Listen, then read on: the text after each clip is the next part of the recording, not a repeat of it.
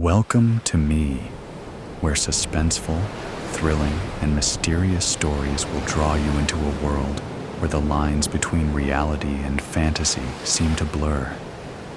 When the night falls, when all the sounds gradually quiet down, leaving only your own heartbeat and breathing, that's when these stories begin.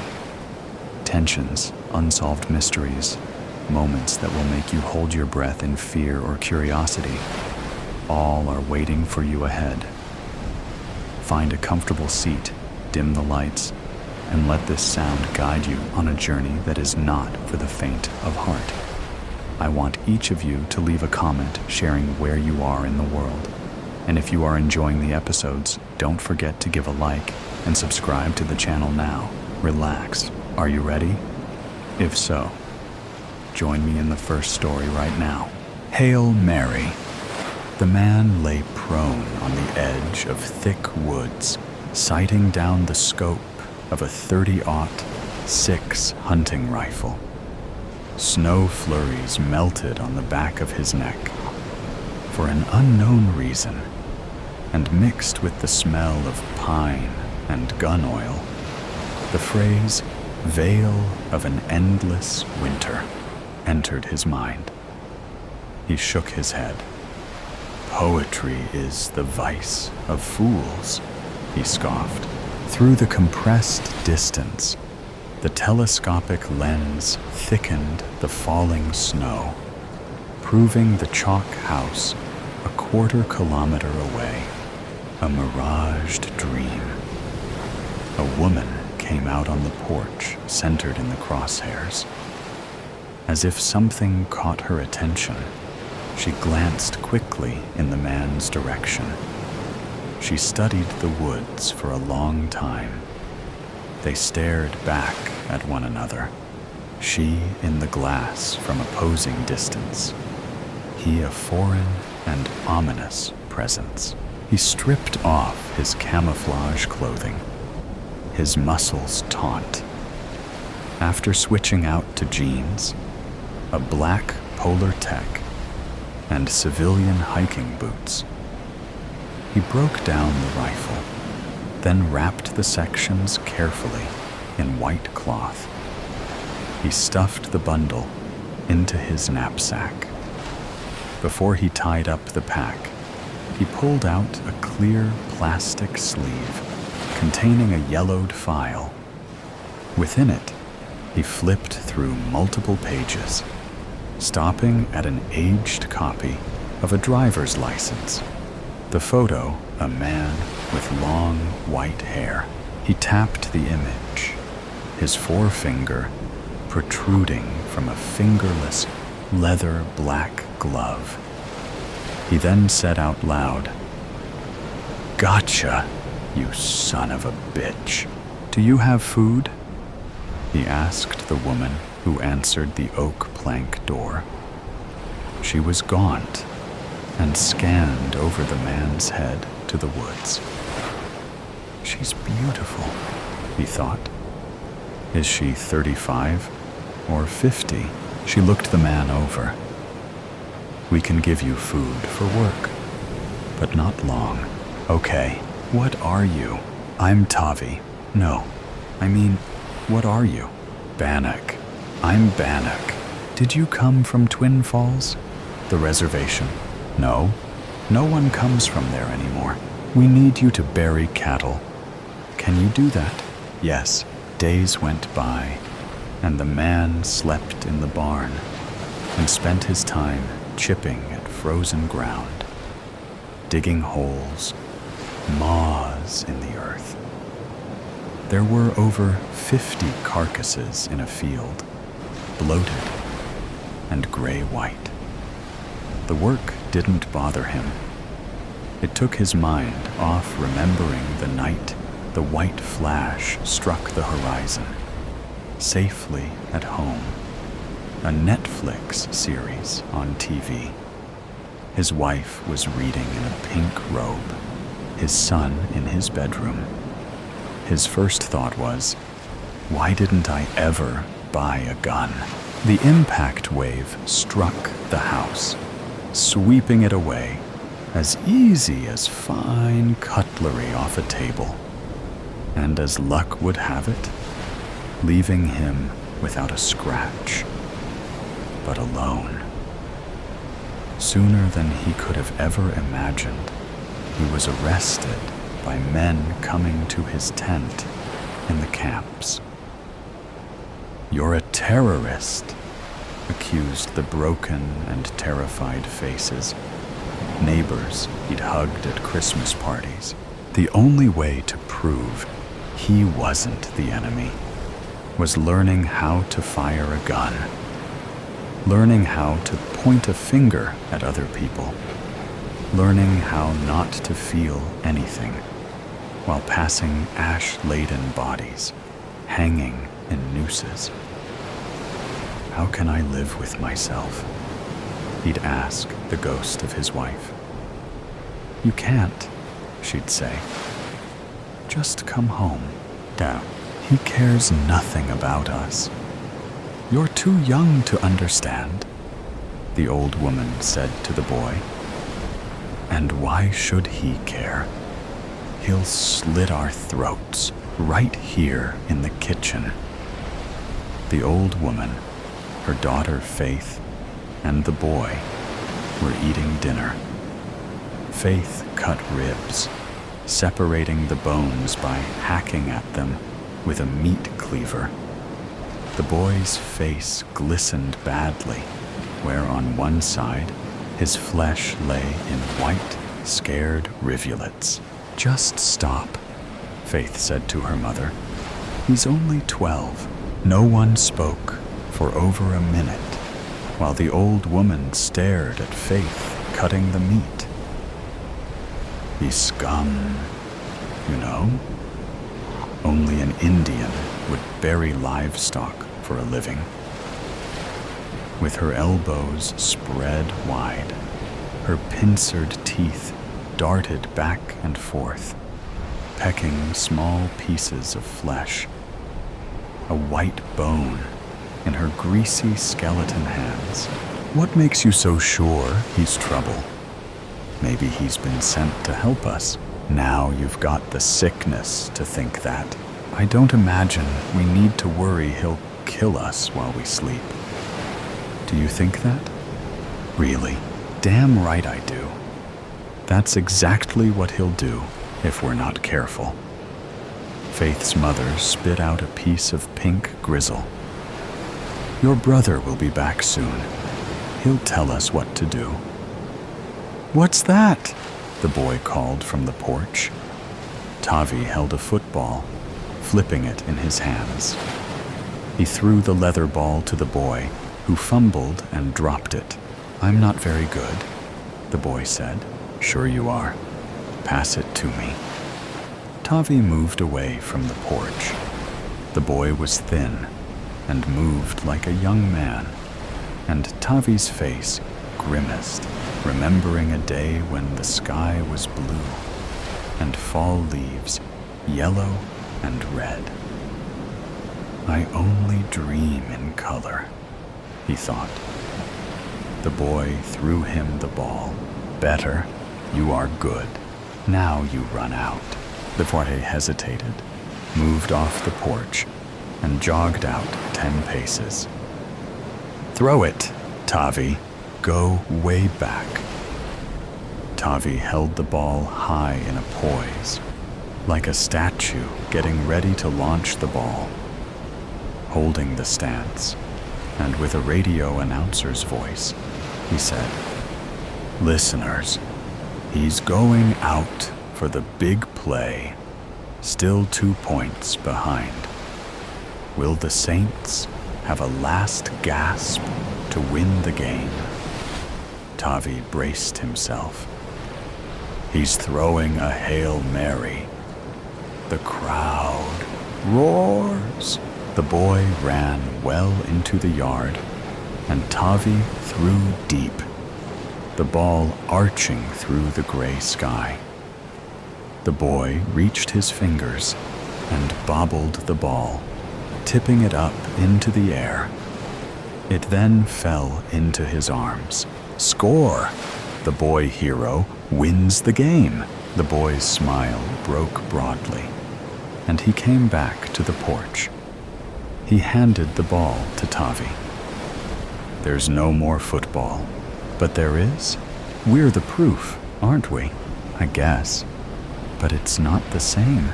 Tavi put his arm around the boy's neck. He pulled him close. Laughing, the boy hugged Tavi. Tavi winced. He burst out, crying. Just go in the house, will you? Go, damn it! The boy cowered, his eyes wide. He ran to the house and slammed the screen door. Soon, Faith came out. But Tavi was nearly retuned to the barn. Is this what it's come to? She asked herself. Am I so desperate I'd let my son be abused by a stranger who barely talks? No. Even with your life stripped away, you still have something. Your son. He is the only pure honesty left. What keeps you alive? She plodded to the barn and then leaned against the barn door. Tavi's shirt was off, and he was pumping water into a bucket. Scars covered his back like lost highways on some map no one used anymore. You don't yell at my son, Faith said. Tavi glanced up. I'm sorry. What's your problem? Nothing. That's not enough. If you want to stay, you need to tell me. It's nothing, okay? What? Tell me. Tavi put his shirt back on. Jason reminds me of my son. It's hard for me. That's all. A minute passed. I'm sorry, but that's still no reason. What did you do before the war? I worked in a fishery near Stanley. We would spawn salmon and release them into the river. Why would you do that? We would count the few that returned. They traveled hundreds of miles from the ocean to get back. The lake is called Redfish, for when my people lived there. The lake was red with the fish. Do you think there's still fish? I don't know, but I'd like to find out. They say the deer may have returned also. Some elk. Life is still out there. People survived. Just luck in my case, Faith. Bad luck. Maybe something else. I don't believe in anything but luck. But you don't know, do you? Maybe there's something else other than luck. That sounds like a stretch, Faith. I used to think we're meant to leave something better for those to follow. I don't believe that anymore. Something better for those to follow? We didn't do such a wonderful job, did we? What about you? Is there anywhere you'd like to go? I'll stay here. My brother takes care of us. Food, fuel. Without him, we'd be in a camp, I suppose. You'll like him. He'll be here in a few days. Tavi reached out and touched a place on Faith's cheek. He caressed her with his fingers, then reached behind her and braced the back of her neck. He showed no emotion, like stroking a cardboard box, his eyes curious. Remembering, finally, Faith said, It's been a long time. I've aged. You might not. You don't know who I am, Faith. My advice is to run. They stood facing each other. Then Faith began pulling away. Tavi gently held her neck. Finally, Faith leaned in and grazed Tavi's ear with her lips. There's a place for you in the house. There's still room, at least for hope, isn't there? Tavi woke from a dream where he was wearing snowshoes. in thick snow over ice. He was breaking trail, and his wife was behind him in a red winter jacket. The sun was bright, and she laughed at something he said. With a grunt, she broke through the ice and then clawed at the edge where the hole had broken through. She soon slipped under. Tavi stripped off his jacket and dove into the hole. As he pulled down with his arms into the ice water, his body felt numb, but he still kicked his legs with everything he had, swimming deeper. At last, the red jacket was just beneath him, his wife reaching to him from below in the pale light.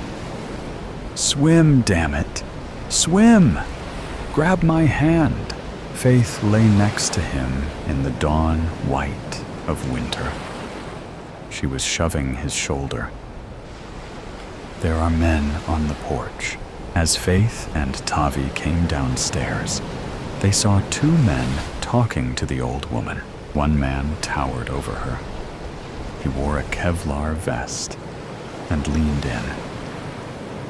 "We've got him, so this is a simple trade, if you think about it." The old woman held a small pistol in her hand. "Jesse, take your boy and get off my property." The younger one moved to go. He wore a vest also, but both the vest and the camouflage clothing didn't fit. More clown-like than threatening, Jesse scowled down at the old woman. "You telling us you don't want him? He's my son.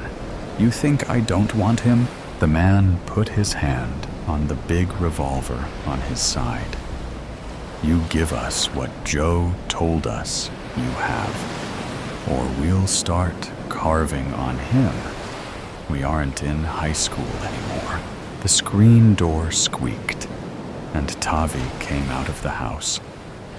He stood by the old woman's side. Tavi glanced at the AR-15, auto-fed, that the younger man had slung over his shoulder. It dangled on a lanyard. Jesse glanced at Tavi. "Who the hell is this?" "You get out of here, now," the old woman said. The two men walked away, and Tavi and the old woman went back into the house. They gathered in the living room with the boy and Faith. "Why didn't you shoot him, Grandma?" asked the boy. He went to the window and peered through. "That's Jesse Rollins." "Yes, it is," said the old woman. "Now move away from the window." "What did they mean by saying they have Joe?" Faith asked. The old woman checked the handgun for bullets. A small .22 pistol. "They have our Joe, holding him out there. But I'm not giving them anything. It's all we have keeping us from a camp. You can't imagine, Faith, what Joe says is going on. He's family. It's a trade, isn't it? I'm just doing what he'd do to us. He's as dog-eat-dog as I am, and knows how it is." Tavi entered the room, carrying his pack. It was full, his feet heavy on the wood slats. The scoped rifle was strapped in a sling over his shoulder, and he wore camouflaged fatigues. In front of the old woman, he said, "I'll be needing your pistol."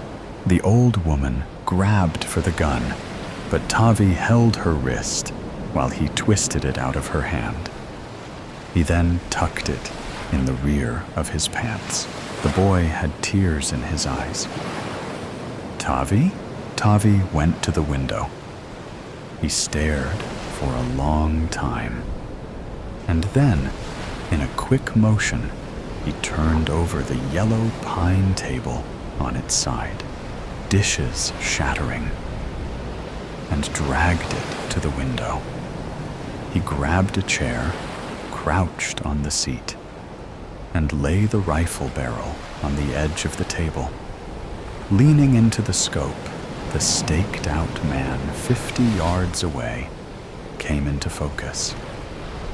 It had stopped snowing, and the crosshairs remained steady on the man's head, resolute and sharp. The man's hair was long and white. "There's your humanity," the old woman screamed at Faith. "You see it now, don't you, darling?" Tavi lifted the rifle. "Jason, come here." He dragged over another chair. "I'm going to go out there and draw those men out of the woods. When you see the smaller man come out with the rifle, he intends to kill me. Do you understand that? You shoot him, okay? Don't think about it. Just pull the trigger. Here, place your eye on the scope like this. Do you think you can do it?" He passed the rifle to Jason. "Yes, sir."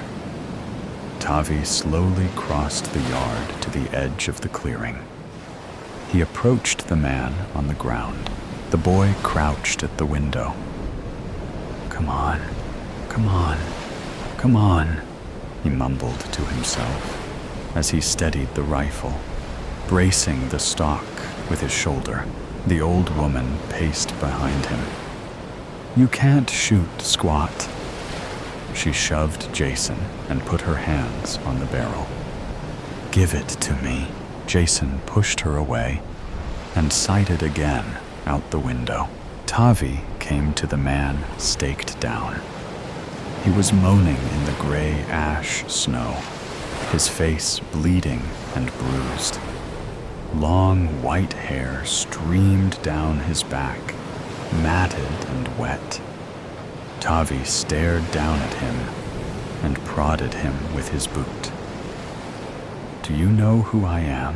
The man on the snow stared back at Tavi with blank eyes.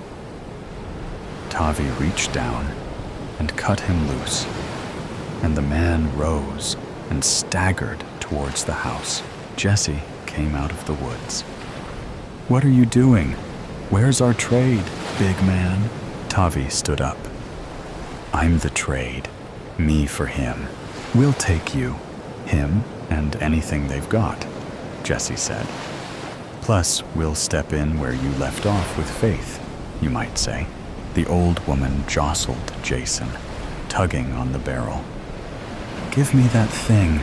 Again, Jason pushed his grandmother away, jerked the rifle back, his whole body shaking as he crouched behind the scope. He took his eye off the lens to wipe the sweat out of his eyes. "Give me the gun, damn it, boy." The boy thrust his body against the old woman, and she sprawled to the floor.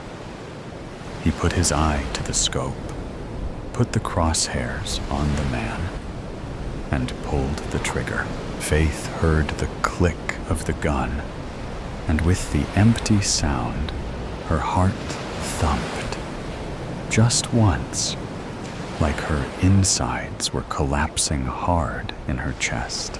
Jason dropped the rifle, ran to the door, and then stood on the porch. "Tavi!" His arms flailing, he leaped into the yard. "No, don't!" Faith screamed. "Don't you go!" Jason ran towards Tavi, his legs driving through the snow, white bursting around him, the ash kicking up underneath. The younger man squinted at the lunatic boy, whirlpooling his arms, coming straight at him. A howling apparition from hell, scars red aflame on his face.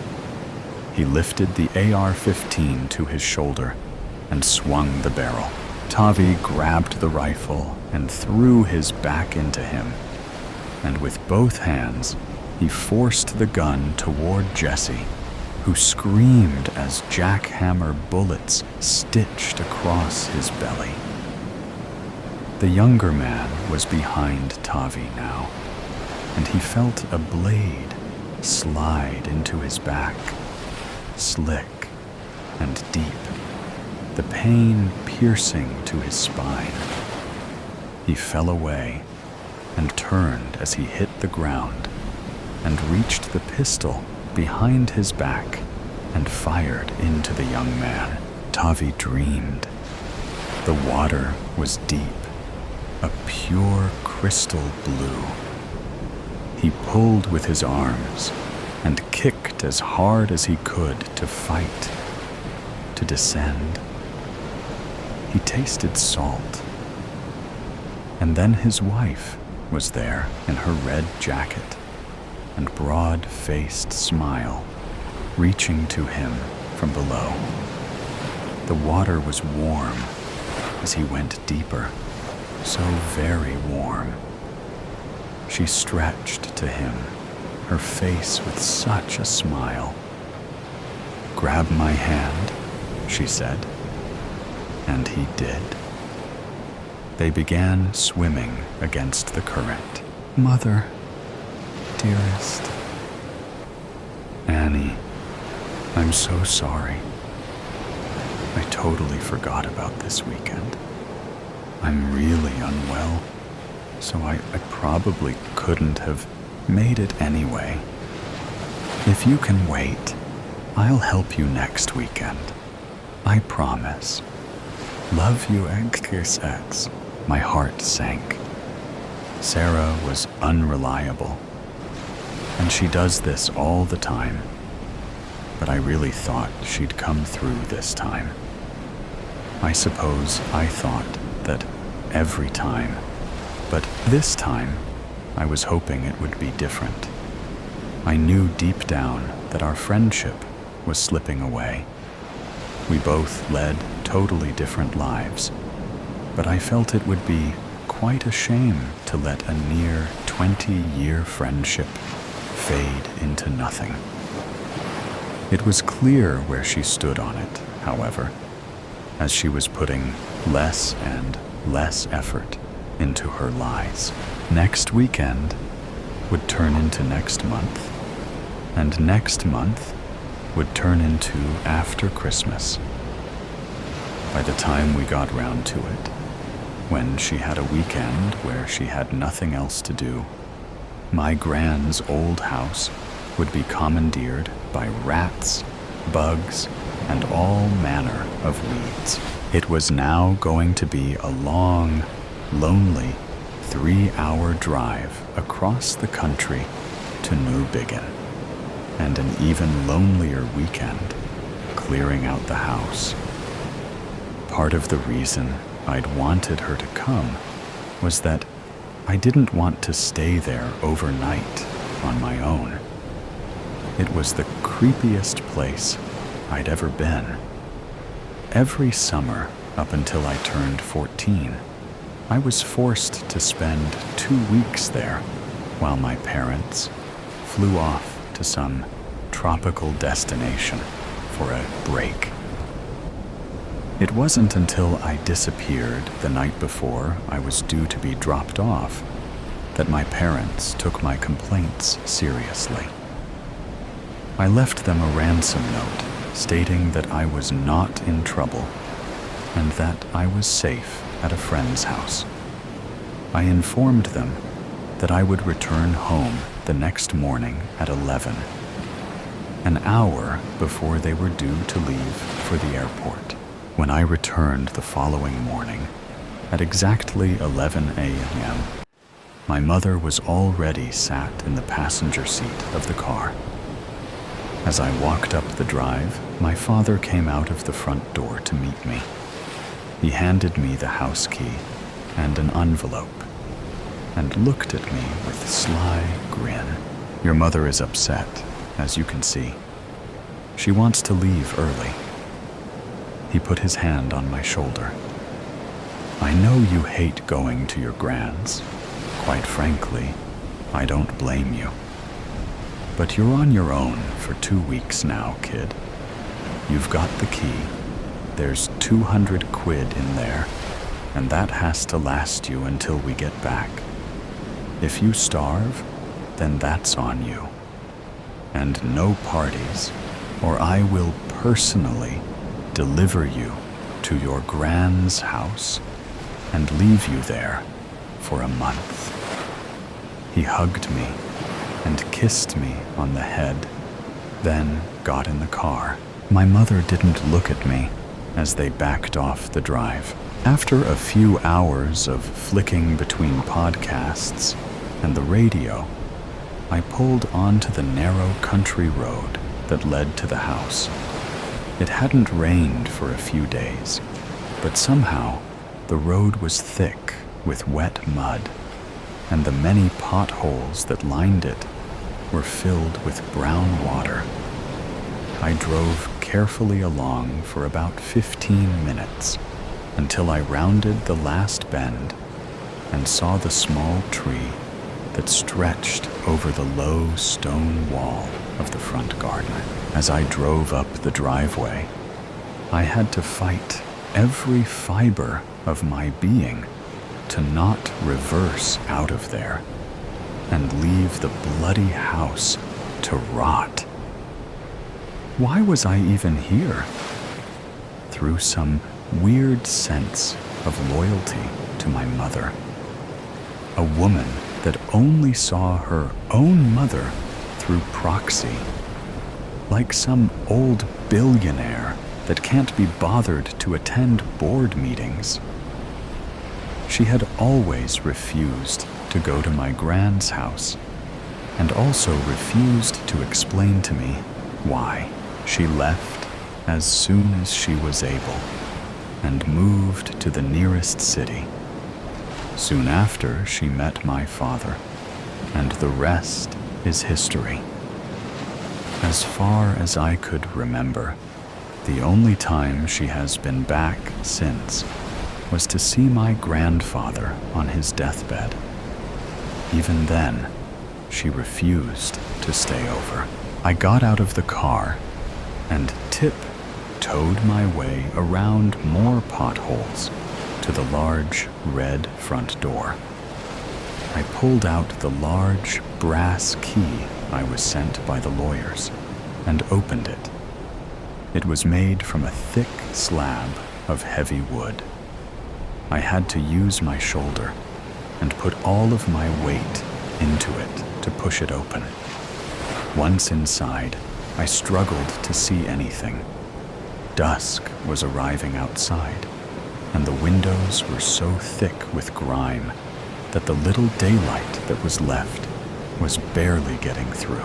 I pulled out my key ring and turned on my small travel torch, when something to the right of me caught the corner of my eye. Something moved. I know it did. The painting above the radiator moved its head. I swear it did. But it couldn't have. Obviously. It's a painting. My hand were tingling, and my heart felt like it was climbing a hill in a spin class. I kept the torch shining on the painting and took a few deep breaths, holding for 4 seconds and then exhaling. The painting did not move Annie. I made my way down the hallway to the main room. I retraced my childhood steps towards the large lamp in the corner of the room. I would sneak down here in the middle of the night and read all of my grandfather's old books. The only thing I actually wanted from this clear-out was his original copy of the Lord of the Rings trilogy. I would read it every summer. It was the only thing I looked forward to. I found the lamp. I fumbled around with the switch as my hands were still sweaty. When I eventually got it on, my heart sank. The bookshelf was empty. There is very little dust on the shelves, which means it was recently cleared. As far as I was told, I had the only key, so either I was being lied to or someone had broken in. My only hope was that they were in the cupboard at the bottom. I looked in with my pocket torch and was met with spider webs. I made to stand up, but something stopped me in my tracks. I froze to the spot. My eyes widened to the point where I thought they might fall out. I held my breath. Silence surrounded me until I heard it again. It pierced through my chest. I wanted to scream, to heave open the huge door and leave without looking back. But something kept me there. I slowly turned around. I tried to silently creep through the room, over to the bottom of the large wooden staircase in the middle of the grand hallway. But with every step came a creak from the ancient floorboards. Each creak of the floorboards seemed to reverberate up my spine. My head was fizzing. I reached the entrance back into the hallway, and I could still hear the laugh.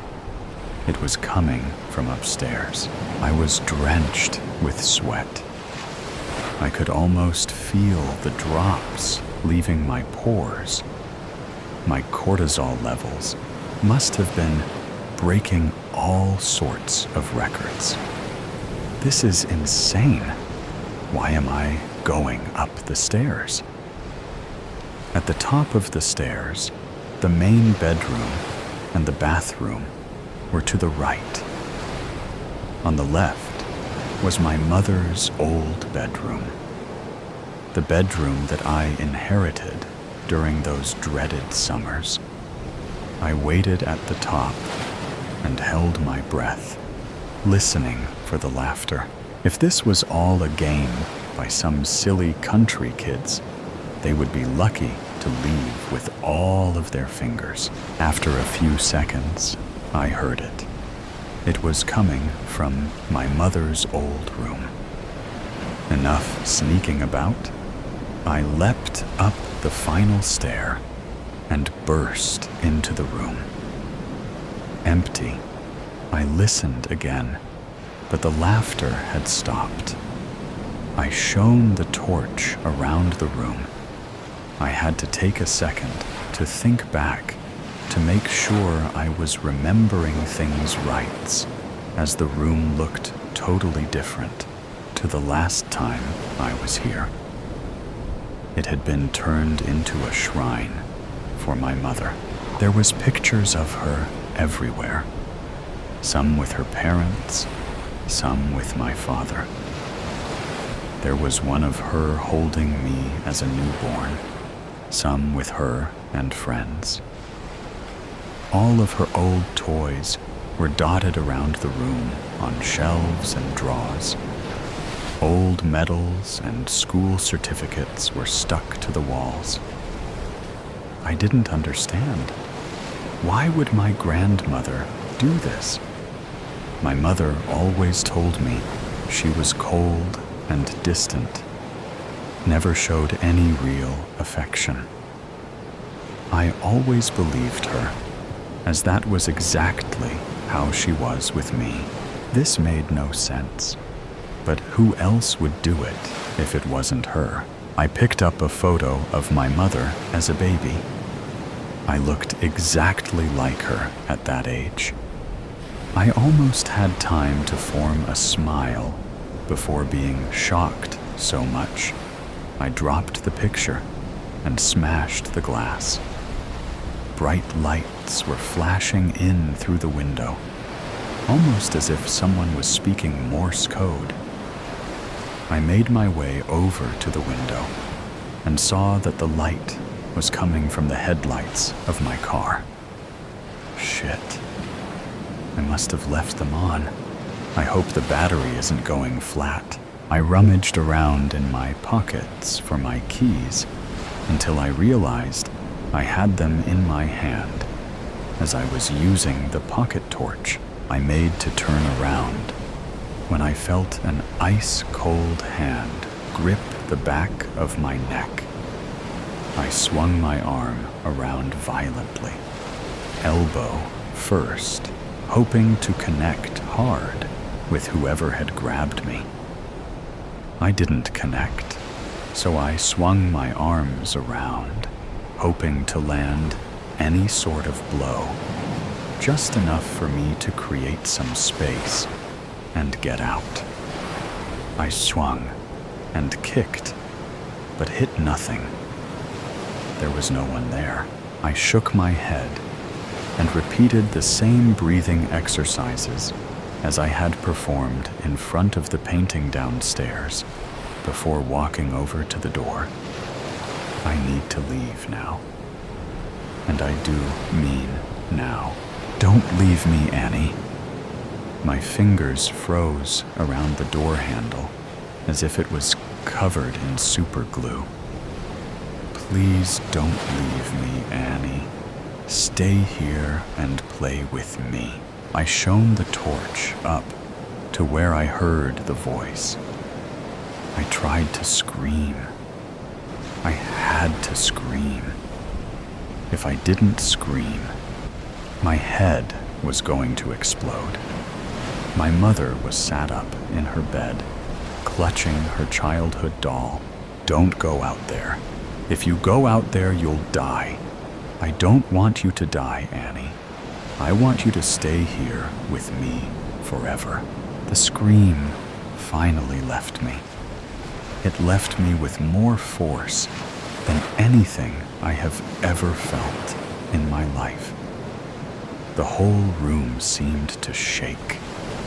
I screamed until every last breath had left my lungs.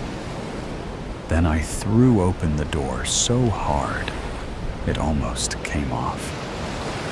Its hinges.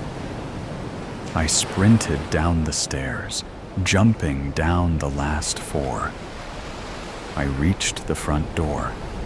I hadn't locked it when I'd came in, so I twisted the large brass handle and pulled. I couldn't use my weight to push it open this time, so I opened it as far as I could, then squeezed my fingers into the opening so I could have a better grip on the door to pull.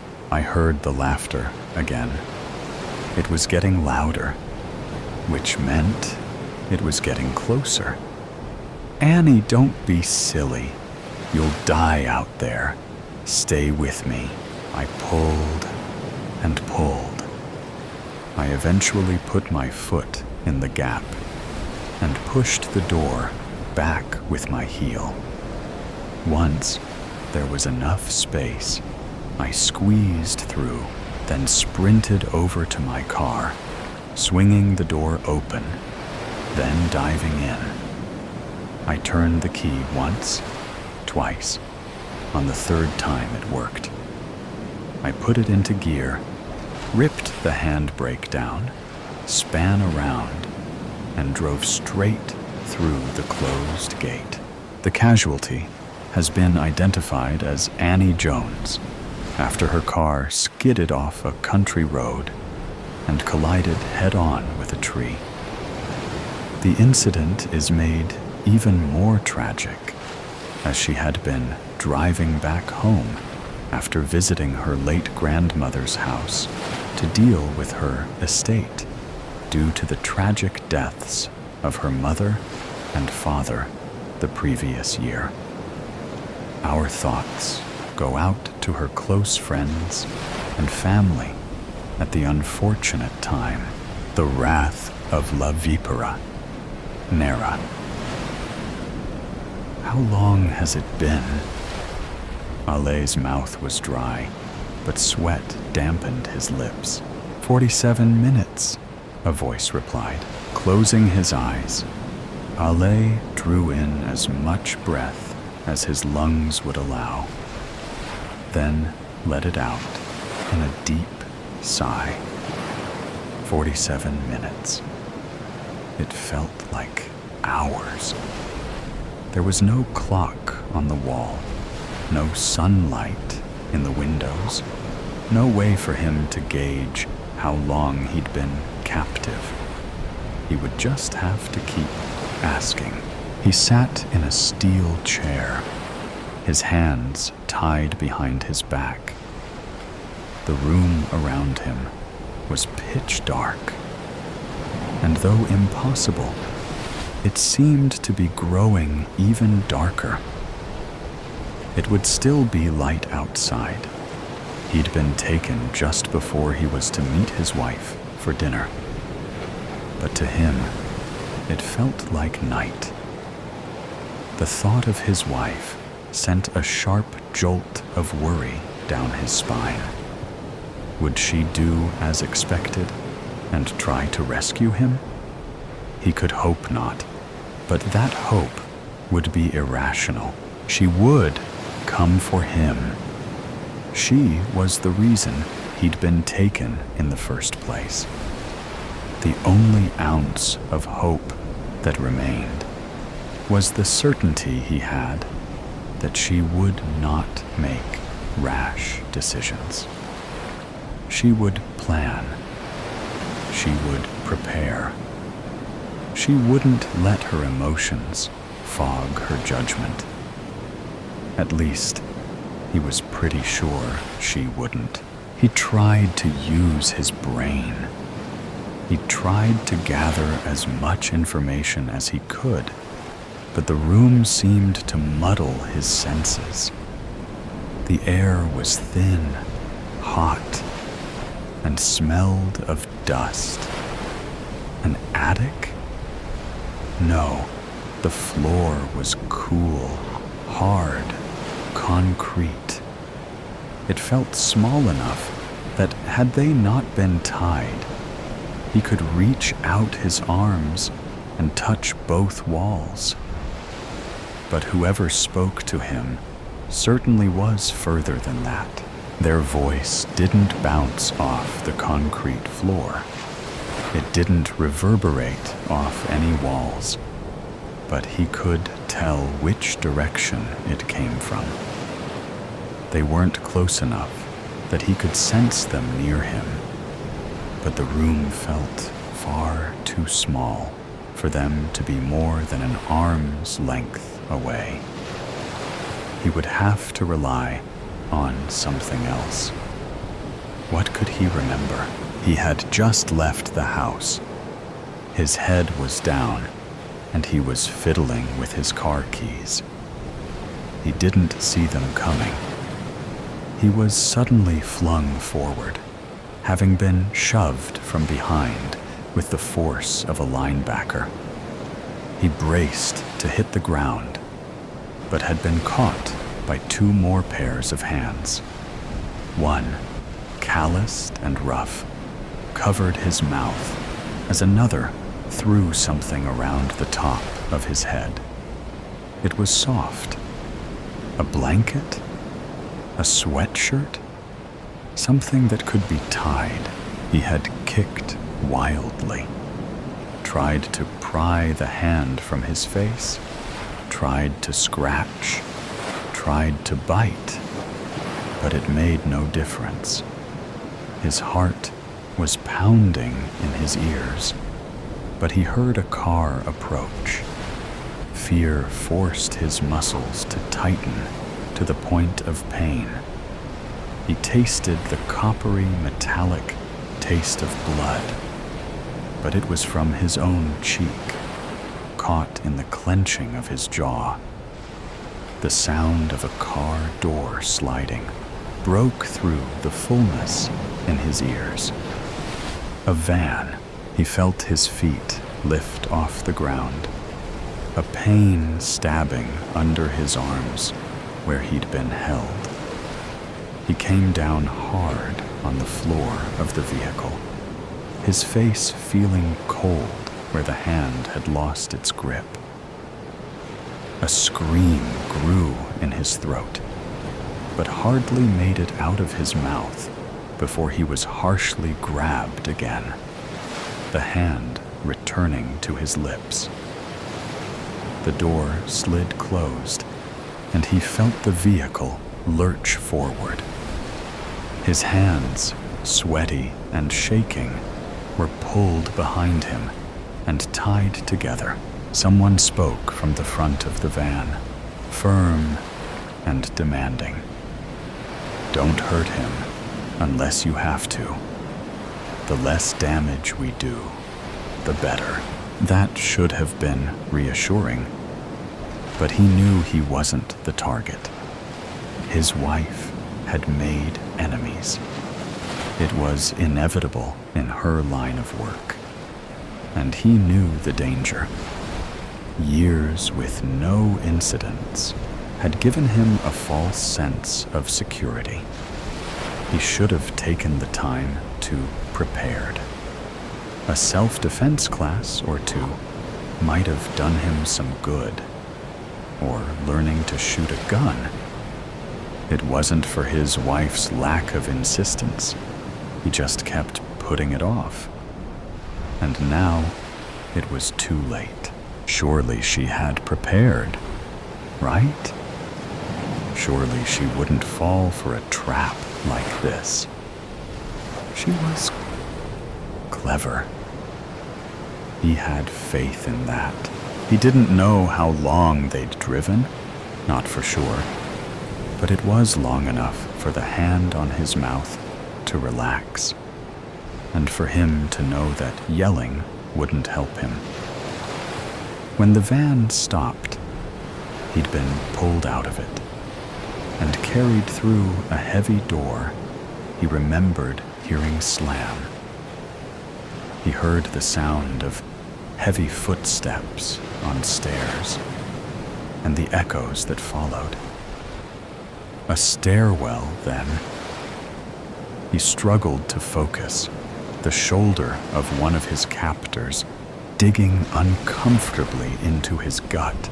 He tried to shift himself to sit more comfortably, but he found he was held too tightly.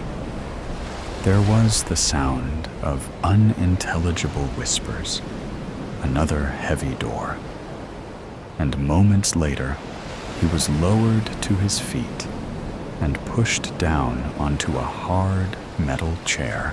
Alessandro Fochetta. It wasn't said as a question. They knew who he was. He wouldn't give them the satisfaction of a response. "Your wife, La Vipera Nera. How much do you suppose you're worth to her?" He couldn't fight them off. He knew that the second they'd assaulted him, but he could keep his mouth shut. He heard his interrogator tap impatiently on something. A table? I'm sure it's hard to place value on things when you're the most successful thief in Los Angeles. Money doesn't mean the same thing to you as it does to everyone else, does it? Silence. Again. Al was sure he'd make it out of this. And if his wife did too, she'd surely have something to say about being called the most successful thief in LA. Successful? Without a doubt. Thief? She'd fume at the label. He found it hard not to laugh aloud at the thought. They were right. Money didn't mean the same thing to them. It meant something far different 15 years earlier, when the two of them survived off bread, peanut butter, 69 boxes of dried pasta, and canned tuna. But now? Did money mean anything at all anymore? It doesn't matter. Once she sends us $20,000, you're free to go. Al felt a smile form on his lips. He tried to swallow the laugh that was threatening to burst from him, but it came out anyway. He heard a clatter, something thrown to the floor. Anger laced his interrogator's voice. What the fuck is so funny? Ale sucked in his lips, trying to stifle his laughter. 20,000. So you've gone and pissed off La Viperanera for $20,000? He fought another wave of laughter, reminding himself where he was. He didn't know these people. They could still kill her. There were plenty of people who'd pay more than $20,000 for her head. You could have asked her for $20,000. She might have wondered what for. But she knows what it's like to be desperate for money. It's what had gotten her into the business she was in, after all. Instead, you decided to kidnap her husband and hold him for ransom. No, I don't think she'll give you the money, even if you really were just going to let me go. I think she's going to kill you. He felt a rush of cool air as the man stood. You better hope she makes this easy for all of us. And with that, he was gone. Ale leaned back, feeling the cool steel of the chair through his shirt. It felt nice. Wherever they had him, they hadn't bothered to turn on any air. He wondered what plan his wife would cook up, and let himself imagine it for a few minutes. The silence was broken by footsteps on the hard floor, and he felt someone lean over him. His breath quickened, but he forced it to slow. Their hand gripped the cloth at his head, and he felt a rush of cooler air against his forehead as it was removed. He opened his eyes, expecting to take in a view of the room, but it was complete darkness. He didn't hear the person retreat, but he no longer felt them next to him. How long has it been? He was suddenly aware of how dry his mouth was. Half hour, a voice answered.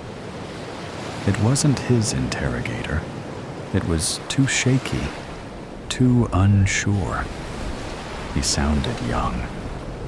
Someone roped into a task that was way over his head. Ale almost felt sorry for him. He didn't know how long his wife would take.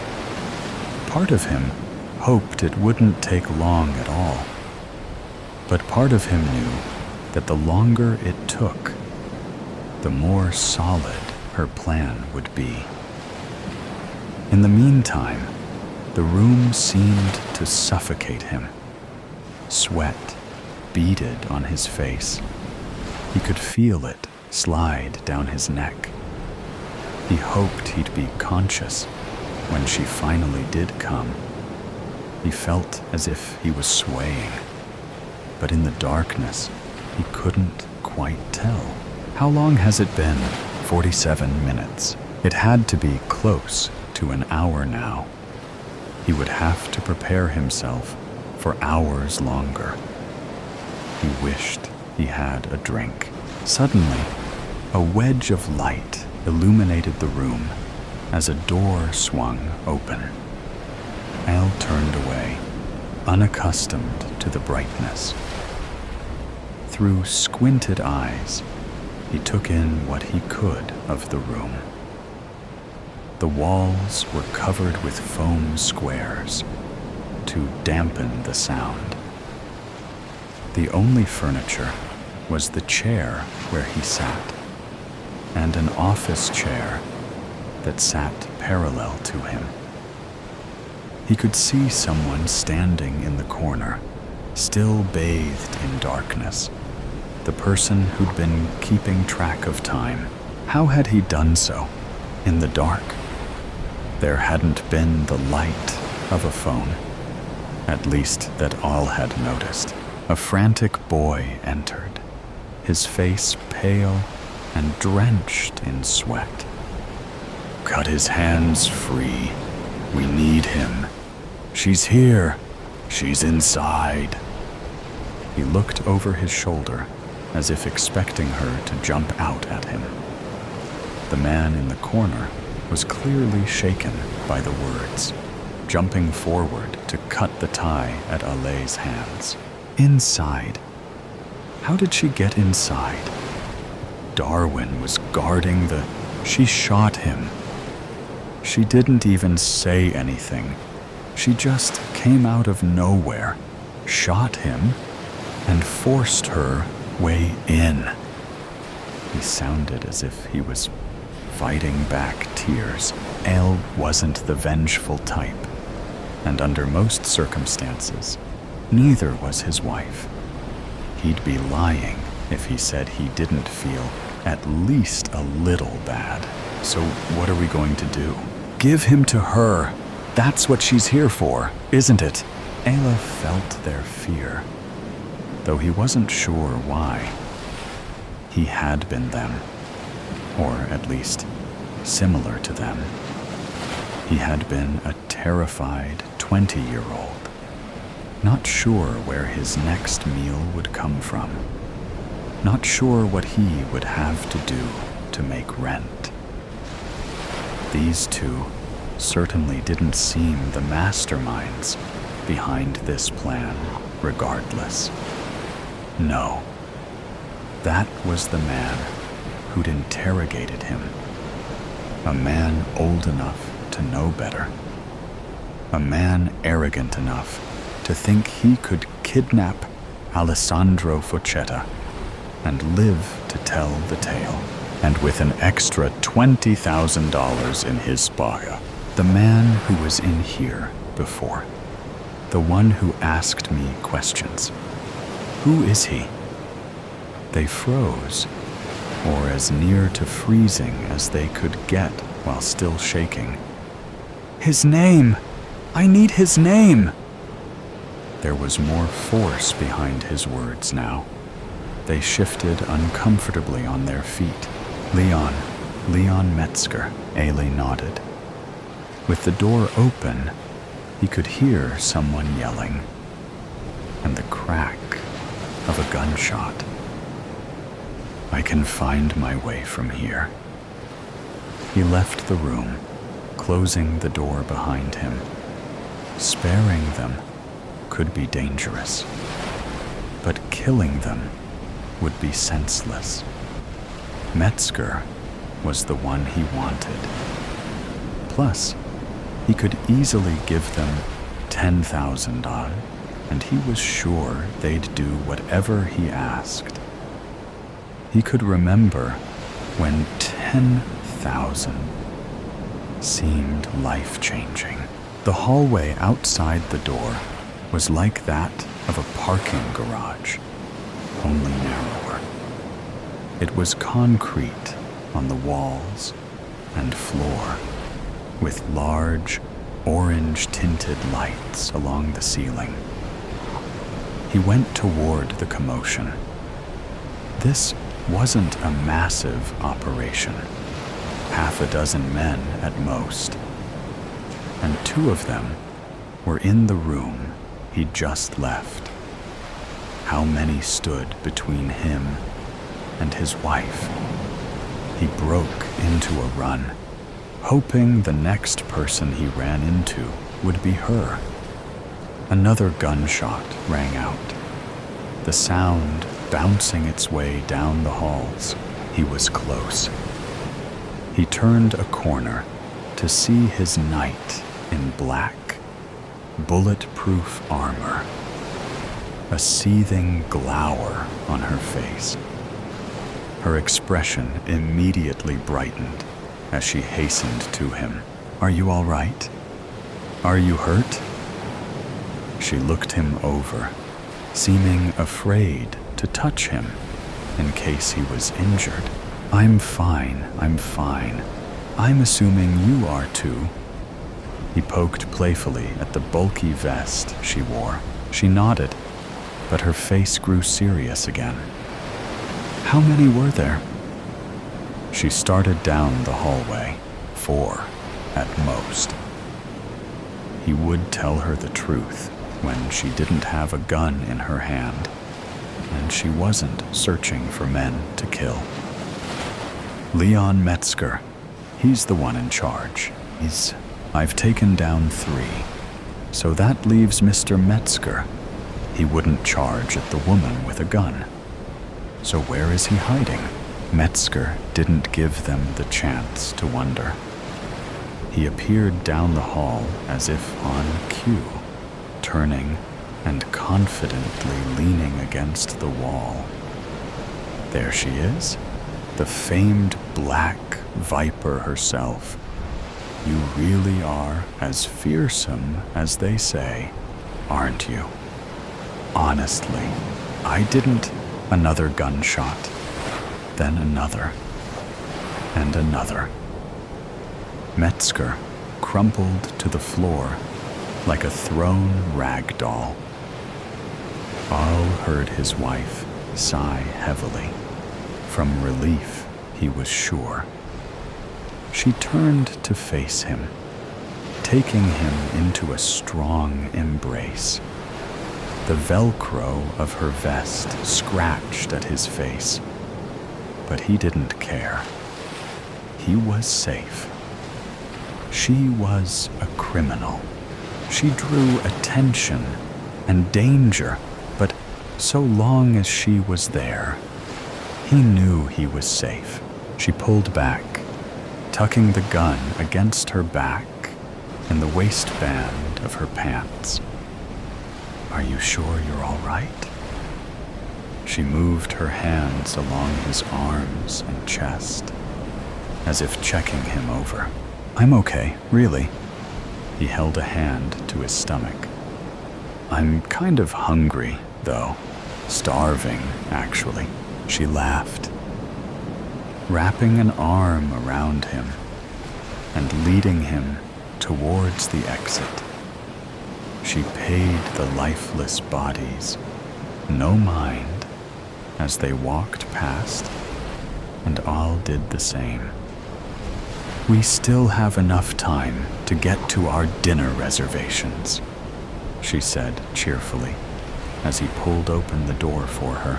"Actually, I'm really craving pasta. The dried pasta we used to get, with the jarred sauce from the dollar store." She gave him a questioning look, but only for a moment. Yeah, that sounds perfect. Night call. "What do you want? Hey, can you come over? Are you fucking serious? It is 3 in the morning. No, so. I'm sorry. I know it's late. I just really need you to come to the house right now. I can't believe you. You blocked me. What makes you think I want to see you right now? I've been trying to reach out to you for weeks. Peter, you can lecture me all you want in person when you get here. I really need you to come over fast." "No, forget it. Bye. There's a man outside." "What? What does that mean?" "I don't know. I just woke up. I got up, and when I walked by the window, I noticed that there's this guy standing outside, and he's looking up at me." "Are the lights in your house turned off?" "Yes, they weren't even on." "Okay. How long has he been out there?" "I have no idea. I've been peeking out at him from behind the curtains for like 5 minutes, and he hasn't moved." Call the cops, Dylan. I don't think they'll take it seriously. He's across the street. He's nowhere near my property. He isn't really doing anything.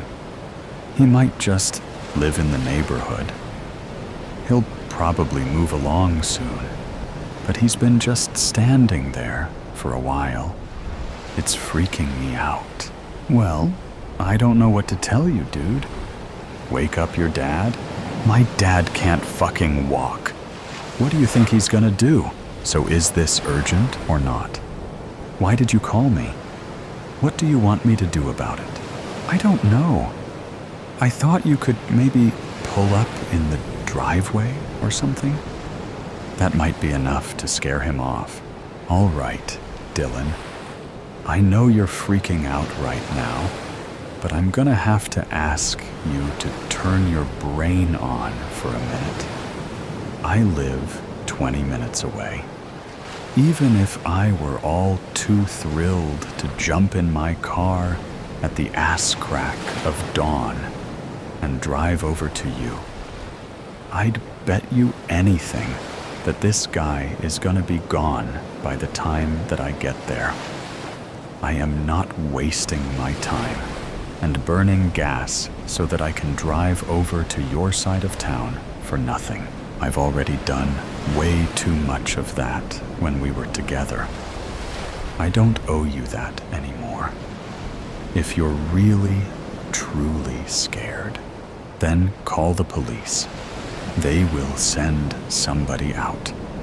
Block me again if you must. I'm going back to bed. Do you think I like doing this, Peter? Don't start.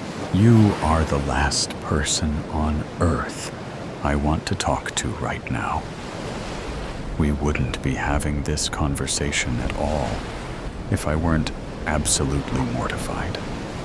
There is nobody else I can reach out to about this. Oh? I'm sure one of your little boyfriends would love to help you out. Why don't you give them a call? Yeah, I did. You were not my first choice. Nobody answered. I thought you were mature enough to set your bitterness aside and come help me. I thought my safety would matter more to you than all the trivial problems you had with me. My mistake. Dylan, quit fucking around and call the police. I'm not gonna argue with you. God, you're dense. Wait, I know what this is about. What, Peter? Enlighten me. What do you think you know? There is no guy. What are you talking about? I'm looking right at him. There's nobody outside. I know you, dude. You're scared of everything. There is no way in hell that you'd let some random man stand outside your house and look in your window any time of the day, especially not at 3 in the morning. You would have called the police immediately, not taken any risk calling me to come do something about it. You know that I don't like cops. Yeah, I didn't forget. I know that you don't like creepy men either. You've always struggled with common sense, but I don't think you'd waste so much time reaching out to me if you felt like you were in any real danger. I think you're pulling some fake emergency shit so you can get my attention.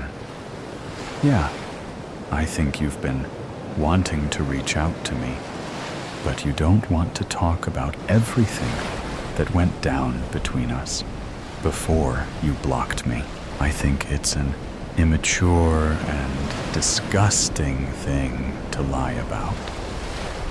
But it doesn't surprise me that you'd pull something like this. Look, call me tomorrow, and we can talk about things.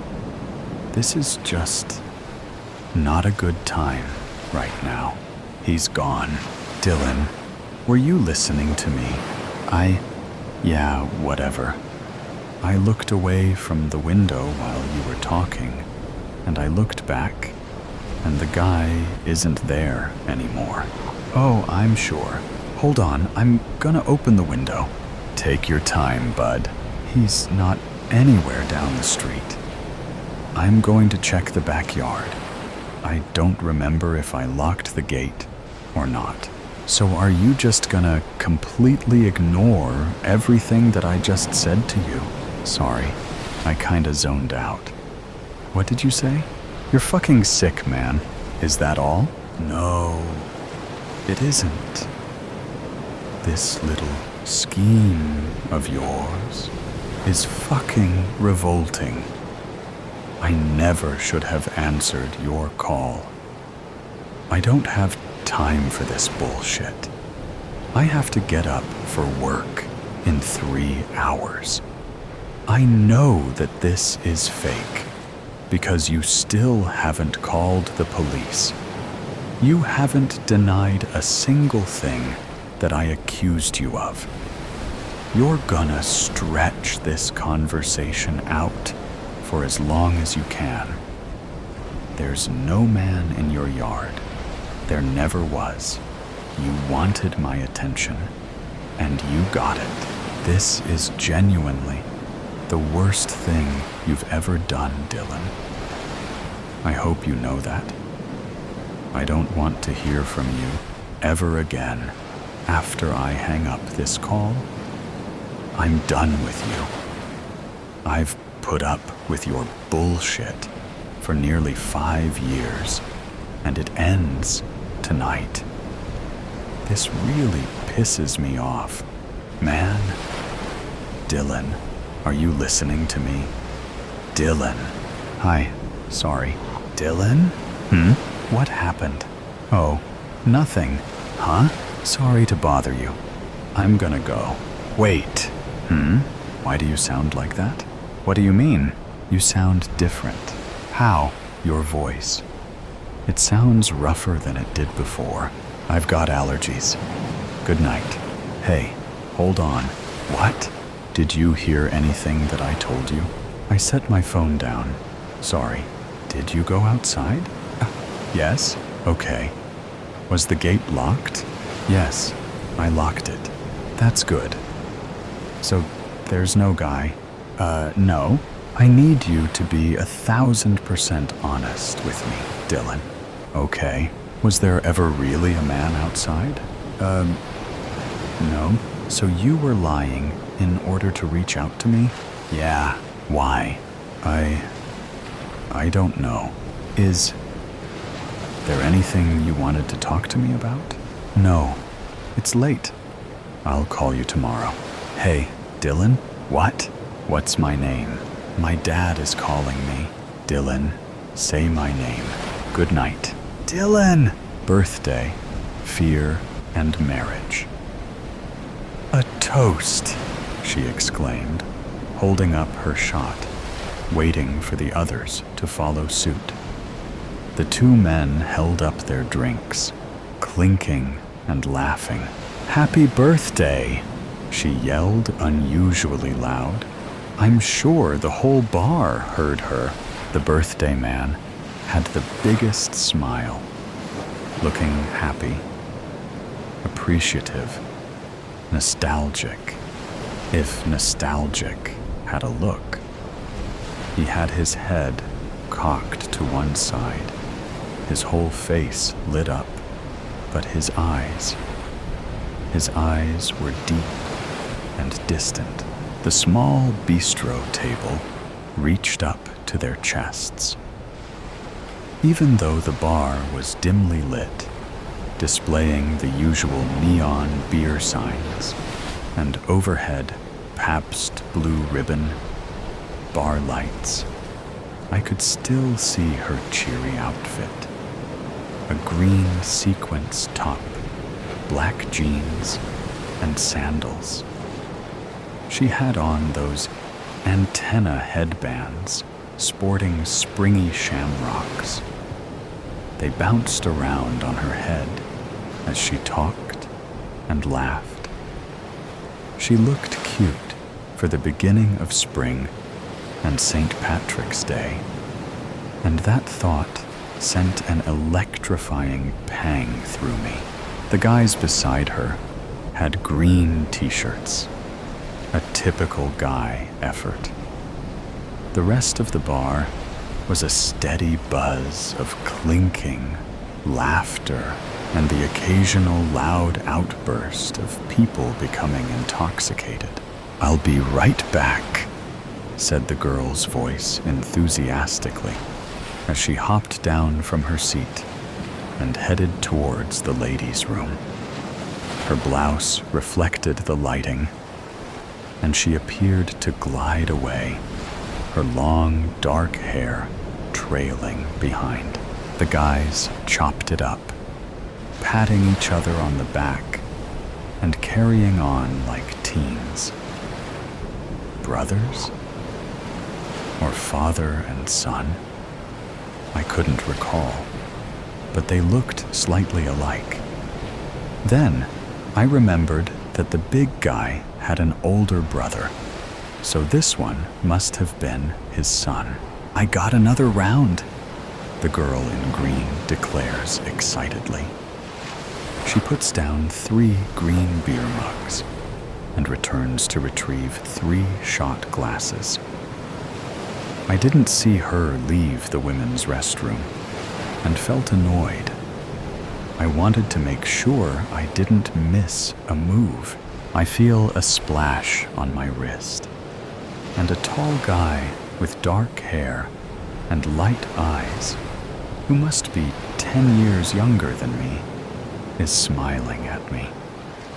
"I'm so sorry," he says. "I didn't mean to bump your table." I lick off the alcohol from my wrist, and he smiles wider. "Can I get you another?" "Sure," I say. "A kamikaze, please." He leaves and returns with drinks for both of us. We engage in small talk, but the conversation takes a twist. It starts to get deep, past relationships and family. And finally, he asks, "Are you single?" "I am," I say. "It's only been 3 months, but I feel so free now." "I know what you mean," he concurs. "I've been single for about a year now."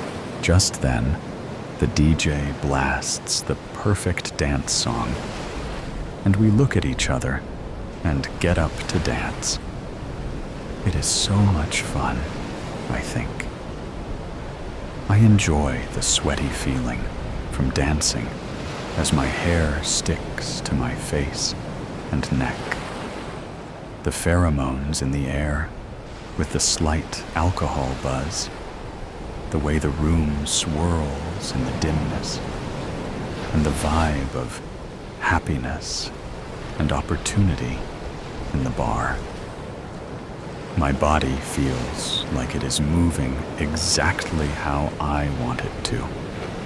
I feel sexy and elated. After a 25-minute set, we make our way back to the table. The girls I came with are in their corners, talking to their catches of the day. I didn't come for any of this, but I was glad it found me. He walks over to the bar to get us another round, and I bite my lip as I see his arms flex and reach into his pocket for his wallet. He's cute, my type, and he can carry a conversation. He's not an idiot, I muse. As he walks back towards me, I avert my eyes, acting like I wasn't watching him. But then I see Shamrock Girl. She is hugging the big guy, and the one I assume is the son comes in for a group hug. They hold on to each other, appearing like a tight-knit unit. She must be the sister, I decide. I've heard that the big guy has a sister. A kiss near my lip he's back. My flirty side goes in for a small nibble. He smiles directly into my eyes, and I can tell I got him. "That's so sexy," he glows, after unleashing the shy girl act, engaging in intelligent conversation, being interested in all he says, and validating his masculine gestures. Classic flirting. I arrive at the next step. Teasing. It's not as calculated as it sounds. It comes naturally to me, and I could teach a class as good at it as I am at it. I stare at him as I sip my drink. There is a commotion at the Shamrock Girls' table. A group of guys and a couple of girls come in, high-fiving and hugging the three family members. I hear loud, "Happy birthdays," and there is camaraderie. It's a celebratory moment. I've had enough. I didn't come for this. I stand up, grab my jacket, which feels heavier than usual, and tell my cutie I need to find my friends. He looks disappointed, and I am struggling to keep my composure. My chest starts to feel tight, and my stomach starts to turn. I feel my heart beating faster, and my hands begin to shake. I feel sadness, then resolve, then the anger. I became blind. I walk to the Shamrock Girls' table and stand directly before her. My eyes are hard, and I stare at her. She stops talking, and her face straightens. The big guy, the killer, sucks in his breath. "Must be nice," I utter. "Must be nice to have a brother to celebrate his birthday with." My voice becomes louder and colder. She doesn't say anything. The surrounding people begin to look towards us. I snatch her hair with exceptional force and yank her face to the table. It is then the rage takes over. "I fucking hate you!" I scream at her. "I hate you," I say to the big guy, attempting to reach for his sister. I pull the small, sharpened, handheld spear I carry and jab it into his hand. He yells and pulls his hand back. It is dawning on her who I am. She thought 25 years ago was long forgotten. The big guy thought it was behind him. He felt he paid his price for killing my brother, his classmate, and his childhood friend. But he didn't. I didn't get to serve my justice. I'm screaming viciously at everyone who is attempting to reach for me. I look like a rat cornered, trying to find a way out. In the corner of my eye, I see my cutie. He doesn't look shocked. He is slightly smiling at me. "Let me do this!" I scream. I raise my other hand with my spear and see myself driving it into her temple as I hold her down with my other hand by her hair. "No, don't," was the only muffled words I heard from her. Screams ensue as I graze her head and stab the table. I plunge over and over on the wooden table beside her head until the adrenaline starts to subside. I realize the music has stopped and the whole bar is watching. The big guy was stunned, but he didn't restrain me. He let me do it, as I asked. He's holding his hand. He mouths, "I'm sorry." As the bar begins to fade into black, I feel someone's arms gently touching my shoulders, and my shoulders start to cave in. I slowly release my grip on her hair and let my hand fall onto my jacket. Her face, smeared with tears and sweat, looks at me as she backs away. It's my cutie's arms. He guides me away, enveloping me with his body for protection. He moves me through the crowd. My hand feels the metal of the gun, the one I bought a couple of years after the big guy killed my brother in an attempt to curb my fear of guns. It remained in its case for over 20 years. I was still afraid of them. The topic came up in my deep conversation with the cutie I met. I told him my plan. He must have thought I was joking, but he was keen when it rolled out like the scenario I painted. As he walked me out of the building, I could hear my friends calling after me. I ignored them and got into my cutie's car. He shut my door and held me. Still feeling numb, we drove to the city. Halfway there, we started opening up again, talking like we had known each other for years. Nothing ever came of that night. Not one thing. There was no police report, and no one ever brought it up.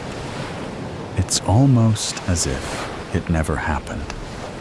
I ended up marrying my cutie. He is my soulmate, and I felt complete. A few years later, the feeling came again. I felt the stirring. I began formulating another way to get her. I'd send in my cousin to seduce her, make her fall in love, then break her heart. She needs a broken heart like mine, a living mirage. Life, as funny as it sounds, flows in a circle. And I, personally, never liked circles. I'm more of an octagon kind of person. Sally snorts at her own thoughts, but groans when the noise is muffled by the hand that is covering the lower part of her face. It smells of sewerage, grimy, disgusting, and somewhat musty. Familiar, heart-wrenching, stomach-churning, brain-rotting, but familiar. Maybe a little too familiar. His movements are sluggish, as usual. His joints crack with every step, and Sally fears he might die on the spot. Although she is certain nobody would miss good old Donovan Peters if he were to suddenly disappear. They slowly creep into the familiar room, announcing their arrival with every creak of rotten wooden floor. Sally's mind wistfully returns to her life before this. Was there even one? Her memory falters. Why can't I remember?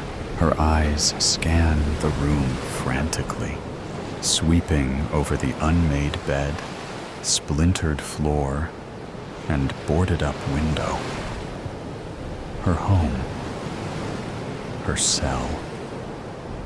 Her hands strain against the rope, shaking from the terror of having returned to this fearful place. NPA. Her protest is muffled, much like her snort from earlier. No, no. This will not do. His voice is croaky and barely clear. If she had not known his actual age, she might have thought him to be on the verge of expiration. His chest presses against the back of her head as he forces her inside.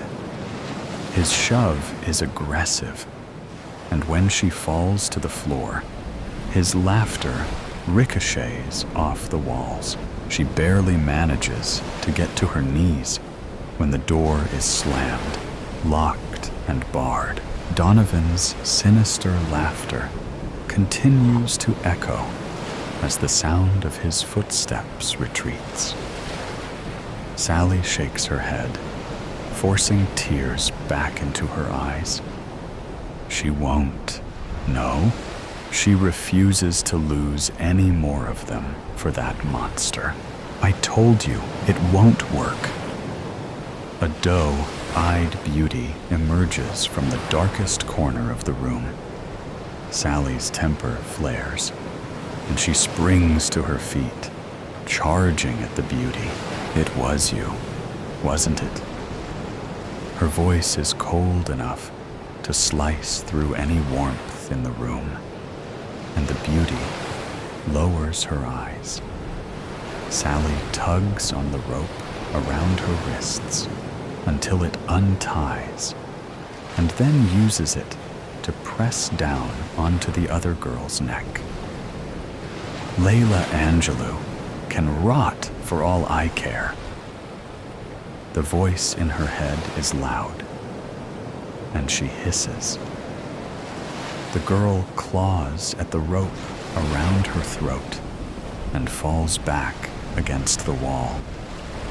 Splinters pierce her skin, but she refuses to make a sound. It's always you. Why?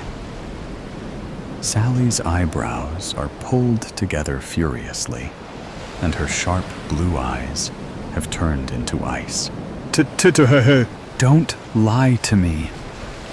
Sally's outburst receives no reply, and her arms finally slump enough for the girl to breathe. But she does not remove the rope. A sob racks through her chest. I thought that this time, at least this once, you'd let me go. Go where? The girl rasps, rubbing her throat. Her luscious black hair cascades down her back and shoulders, perfectly framing her figure. Her green eyes hold a certain complicated depth, and her plump pink lips are pulled into a miserable pout. Sally pulls away completely. Somewhere, nowhere, anywhere but here. She turns her back on the girl and throws the rope aside, massaging her bruised wrists. We can make this work, Sally. I promise. If you just try, you'll see.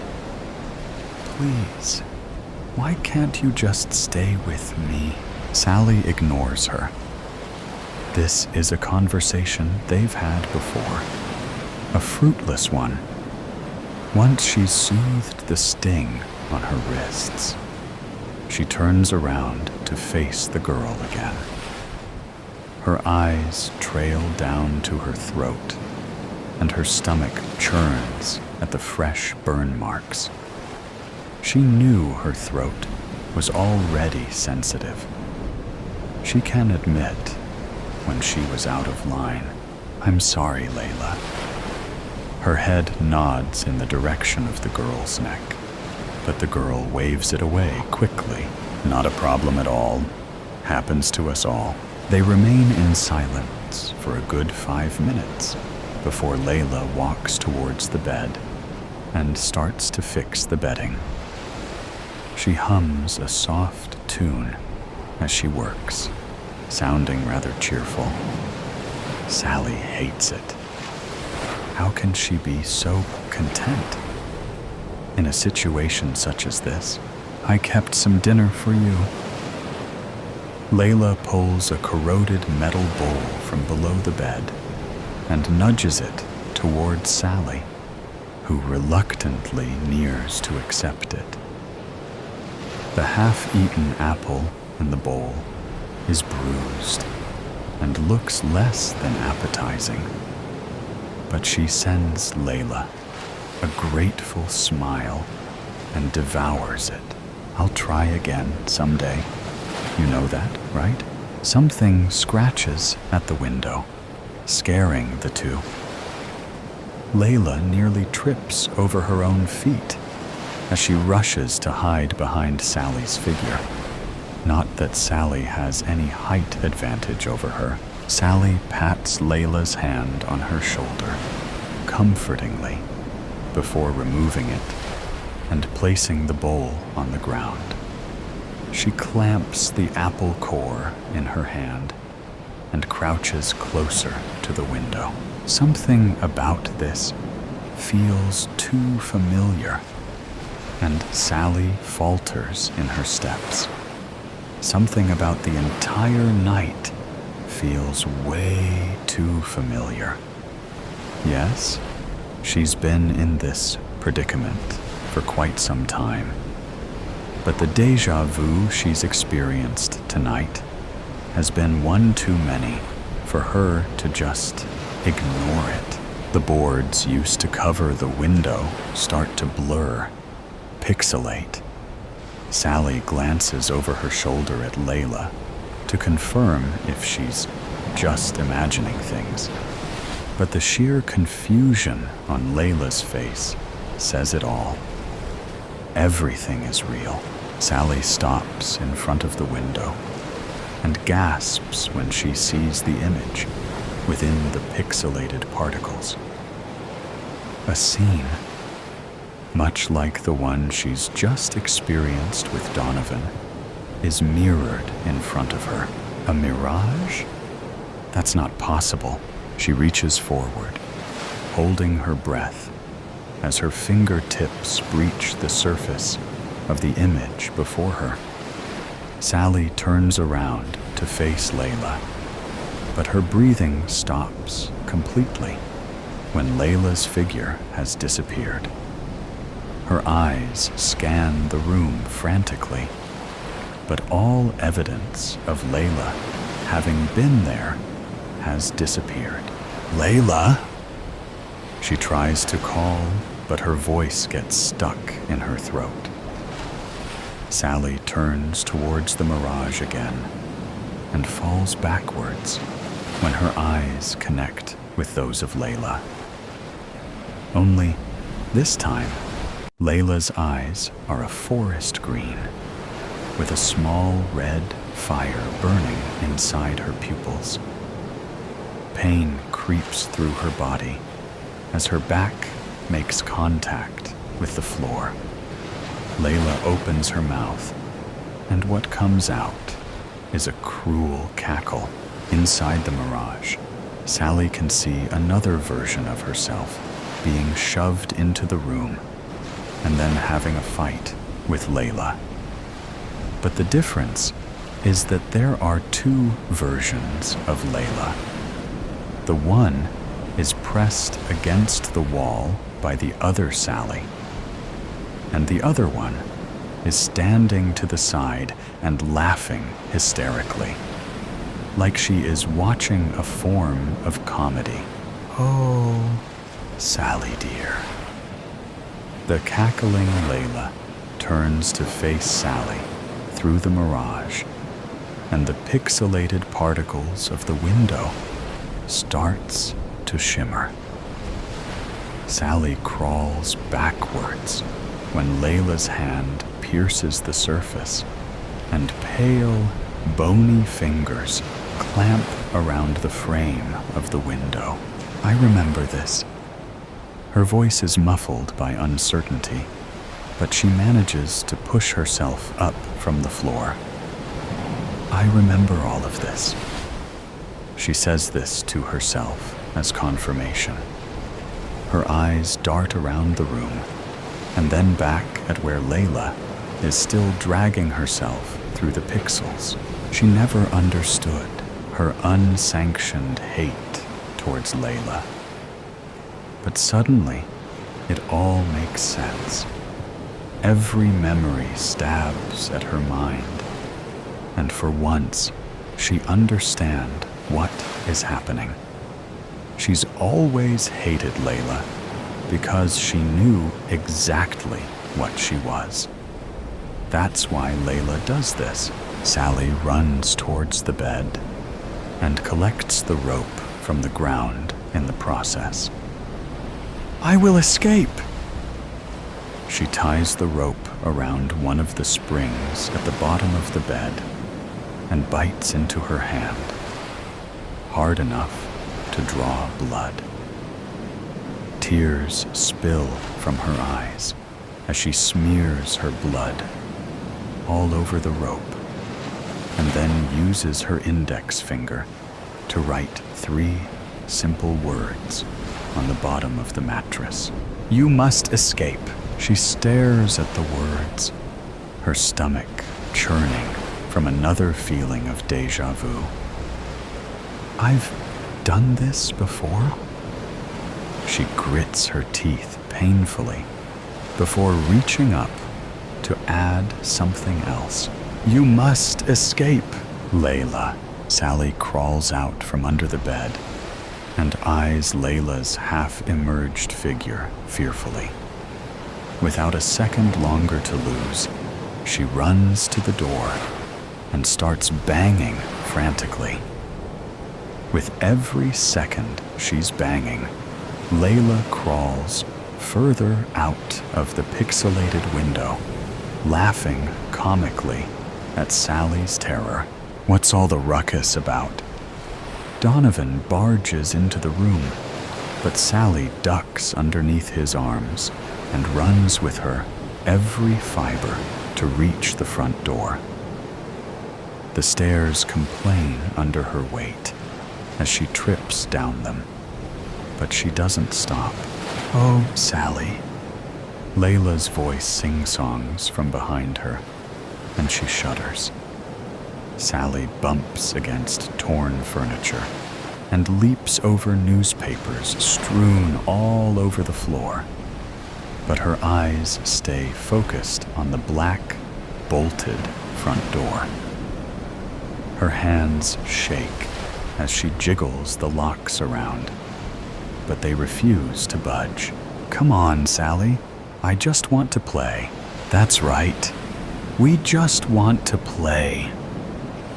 Donovan's voice has turned more laryngeal, and Sally's skin crawls.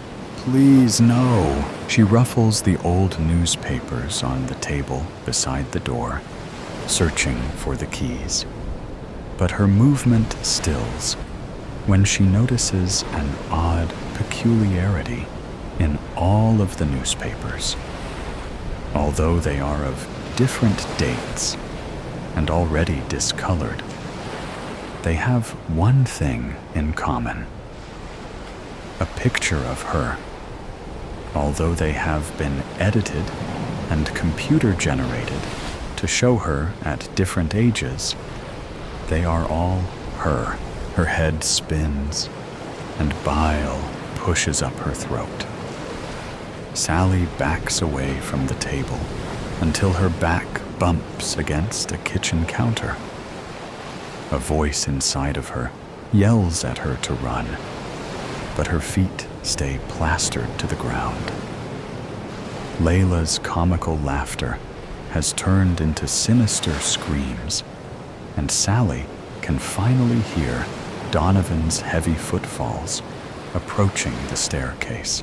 She shakes her head to clear her thoughts and almost releases a sigh of relief when she notices a pair of rusty keys peeking out from below a chipped teacup. Sally grabs the keys and rushes to the door, willing her trembling hands to still and complete the task. One lock clicks open, then another, and finally, the last one. Sally nearly sags to the floor in relief, but manages to keep herself poised enough to pull the door open. She runs out of the door, down the 2 stone steps, and onto the asphalt ground.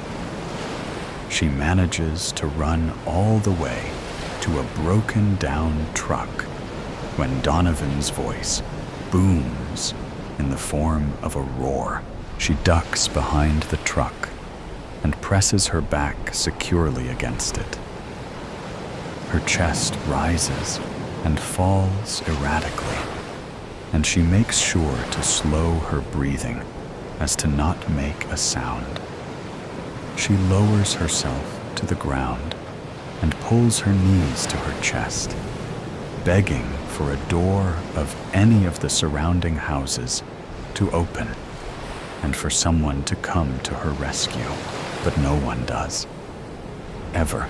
The silence that follows Donovan's roar is deafening.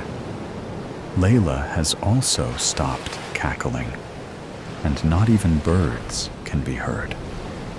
This is the first time Sally scans the houses around them, only to notice the degraded state every one of the houses are in. They are old and decrepit. There is no possibility that anyone can live in these houses. Her heart stutters, and her entire body goes cold. She turns her gaze towards the side mirror of the truck and finds a terrified version of herself staring back. Her eyes widen at the words scrawled onto the mirror in old, dried blood. Not safe. Follow arrows. Her lips part, but no oxygen enters. She manages to push herself to her feet, albeit shakily, and glances around the truck. Donovan is standing in the doorway, looking around calmly. Behind him, the low hum of Layla's singing fills the air. Run, little mouse. Run, little mouse. Let's all have some fun. Goosebumps spread across the entirety of Sally's body, and she hisses before pushing against the surface of the truck and taking off in the direction of the first arrow that's drawn beside the writing on the mirror. Layla's laughter fills the air, but Sally ignores her as she pushes her legs and pumps her arms harder, harder. Her eyes scan the surrounding area as she runs, looking for any sign of an arrow. The arrows lead her all the way to an abandoned parking lot of a large business.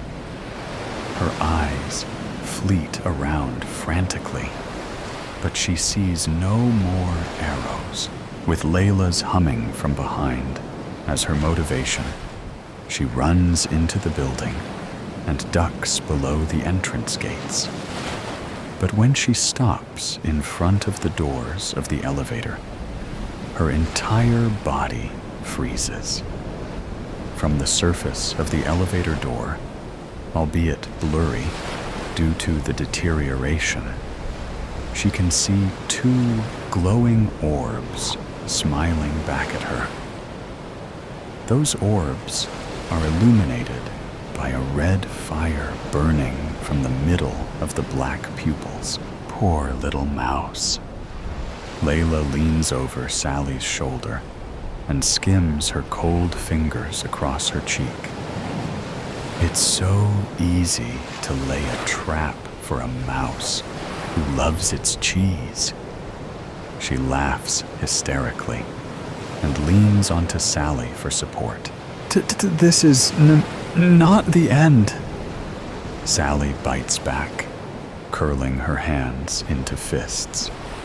Layla stares at her through the reflection of the elevator door before laughing comically. You're right, dear.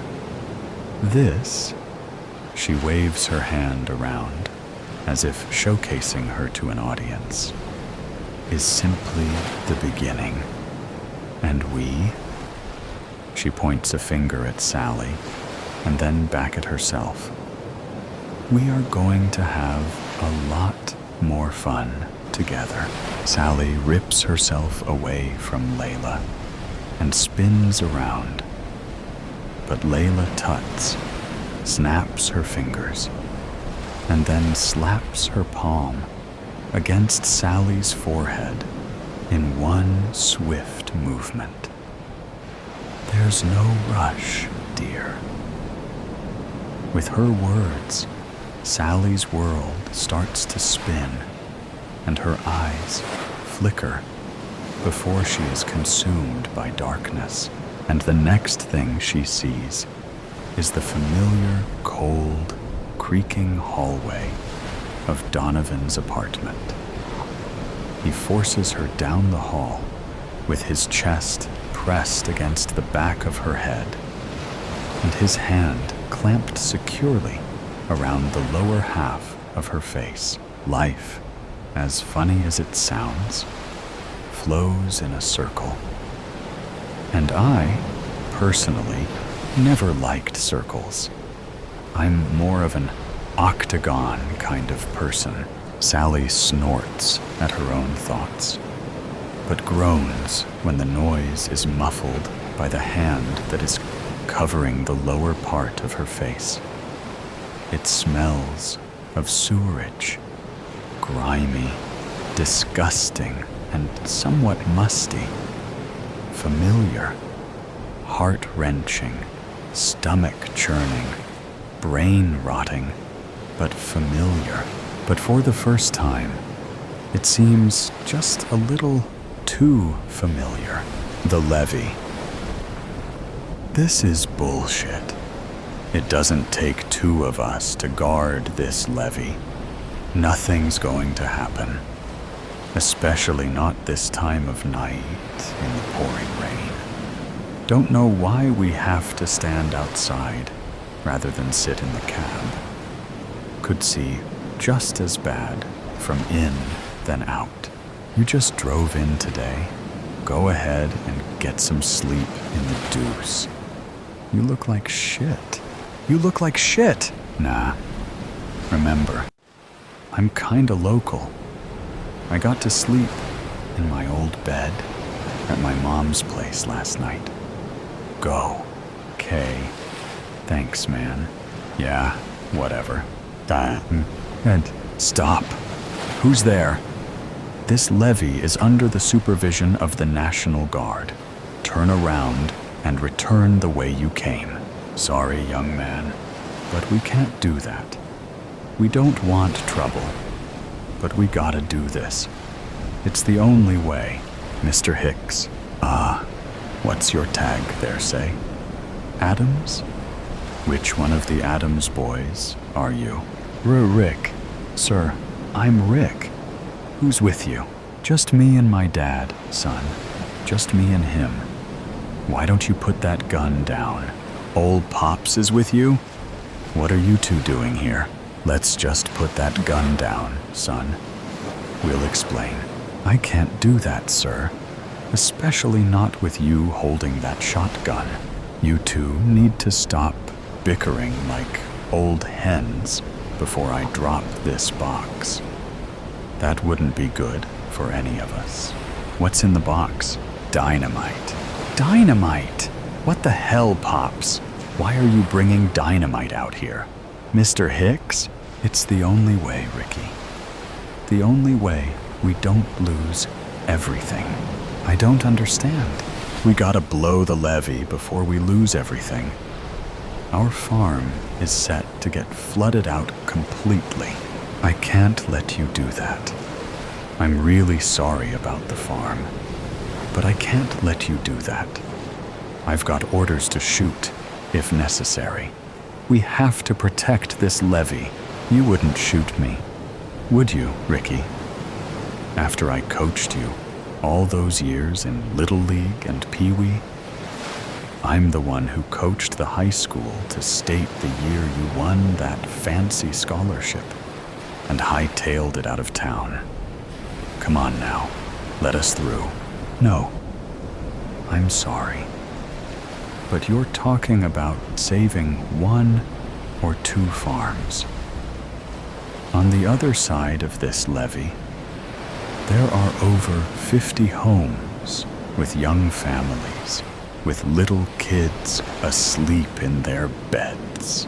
Bullpucky boy, we heard the evacuation orders for the whole area on the radio. Ain't nobody there.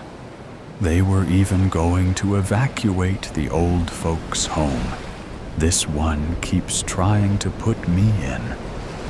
We waited 2 days. Everybody should be gone. We ain't no murderers. That's exactly what you're about to be. If you've been listening, you know that evacuation didn't happen. My grandmother's down there right now. And all those families. What Amy's do you mean down didn't happen there? What? You said you've been listening to the radio. Well, power went out a bit after the evacuation orders were first announced. What do you mean it didn't happen? The levee up toward Summitburg on the other branch failed. It took out the island bridge. They can't evacuate. You said aim. Your gran is down at the old folks' home. Why didn't your ma bring her home? She should be home. Kara never did like your gran much. Figures she left her there. Your father is rolling in his grave. Hey, we tried Pops. She refused to leave. She insisted she can still help. Stubborn as a mule. That's your gran. Help with what, for God's sake? Just before the bridge went down, the med center went under. They saw that coming and had already evacuated everyone. Doc and a couple of nurses threw everything they could in the ambulance and set up in the nursing home. It's now the only medical facility in 3 counties. The Emergency Services Center went under, too. Grandma's running triage and dispatch from the night nurse station. Ha. Yup. That's definitely something she could do in her sleep. She was a Spitfire Army nurse, then spent probably 30 years running that dispatch before retiring. Well, holy. But our farm? Bill, hush. Private. Have your engineer types checked out this levee? Is it going to hold if it keeps raining like this? They're not sure. There's some work supposed to happen tomorrow if this rain lets up a bit. But it's mostly wait and see. You got a radio, private? One I can reach your gran on? I'm supposed to keep it on the guard channel. Just for a minute. No one will know it was your radio, and not a personal one. Please. Okay. Here, Amy Adams. You there, sweetheart? It's Hank. Hank Hicks. You get off this emergency channel. This is for business. Just one quick ask, hun. Can you get word out for anyone willing to come by my place and drive the cows from the dairy barn across the road into the hills? I'm not there, and it's going to flood in real quick. My grandson, Mike, worked for you last summer. He's right here. I'll send him and anyone he thinks can help. Thank you, sweetheart. I gotta go. Dad, what was that about? We can be back in plenty of time to drive the cows out ourselves. If it even comes to that. Oh, it's come to that. Come on, Bill. We've got a levee to blow up. What do you mean, Pops? No, Dad. No. We'll lose everything. More than everything. What are you guys talking about? I'm talking about taking some of the pressure off this here levee to make sure your gran and all those folks stay safe. What are you talking about? He's talking about blowing the private levee in our back pasture. Flash flooding the whole farm. Darn right I am. Let's go. No! We can deal with some flooding, but that would wipe out everything. Son, it is still my farm, not yours. We'll lose crops. We'll lose equipment. We might well lose buildings too. But the land ain't going nowhere. And with the cows up in the hills, there'll still be a herd. You can use all the different property and crop and equipment insurance money to rebuild with all the fancy modern thingamabobs you keep going on about. Insurance. Dad, why the hell were we up here meaning to blow up this levee if we have insurance? I ain't never made an insurance claim, and I wasn't about to start if I could help it. Wait, what do you mean I can use the money? You mean we, right? Nope. I'm thinking I'll move myself into that old folks' home with his pretty grandma and leave you to it. Let's go blow a levee. The suicide shop. The suicide shop. When I first saw Kevin Trask, he was almost naked. Perhaps fully naked in my mind's eye. But he was wearing the skimpiest of bathing suits as he got out of his pool, stretched and toweled himself in the noonday sun. He could have modeled for any underwear ad. He was that chiseled, with long, angular lines from head to toe. I was both disappointed and relieved when he put on a purple silk robe. How appropriate, I thought, for the king of his world. He had yet to speak, despite acknowledging my presence with a brief nod. He was dead wrong if he intended for me to feel cowed by his superiority. I hated what he did for a living. Inside or outside? He asked as he came closer to me. I must have looked confused, or perhaps still caught in the daze of watching him get out of the pool. The interview? Oh, okay, I stammered, instantly regretting how I must have sounded to him, but then quickly recovered. Inside, I said. Too much sun out here, and I did not bring sunscreen.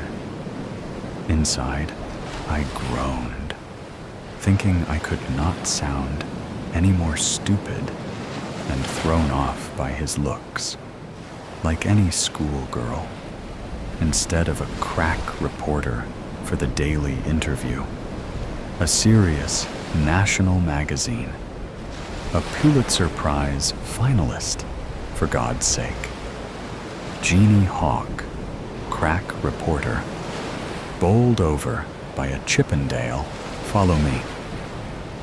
He turned and walked away from the house, and then through a hidden door in the outbuilding next to the pool.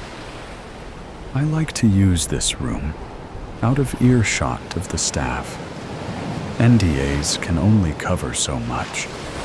I don't want to be overheard spilling state secrets, he said with a smile. The interview will take about an hour, I said. He sat down and pressed a button on the side of his chair. The wall on the right side rolled away to reveal floor-to-ceiling window panes. revealing a view of the valley and city below. "Nice view," I said.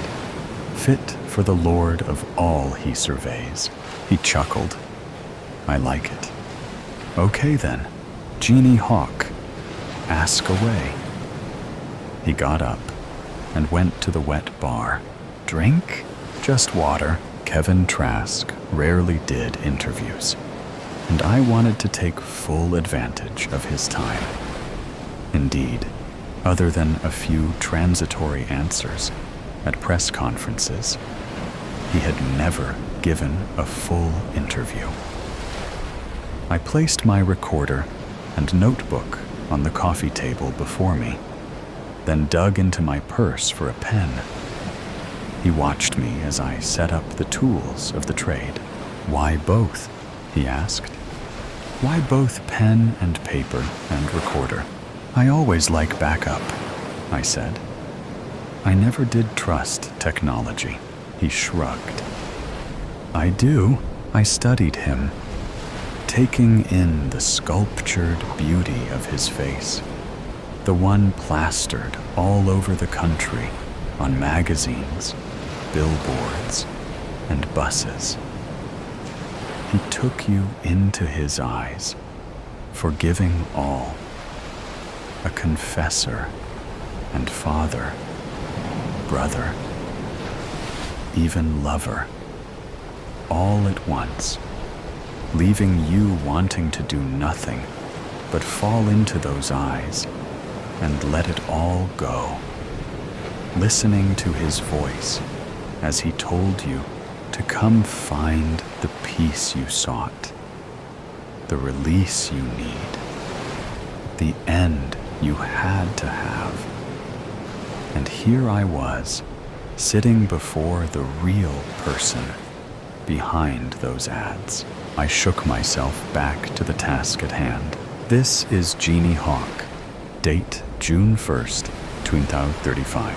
So, Mr. Trask," he stopped me with a hand. "Call me Kevin," he said, inviting me to continue.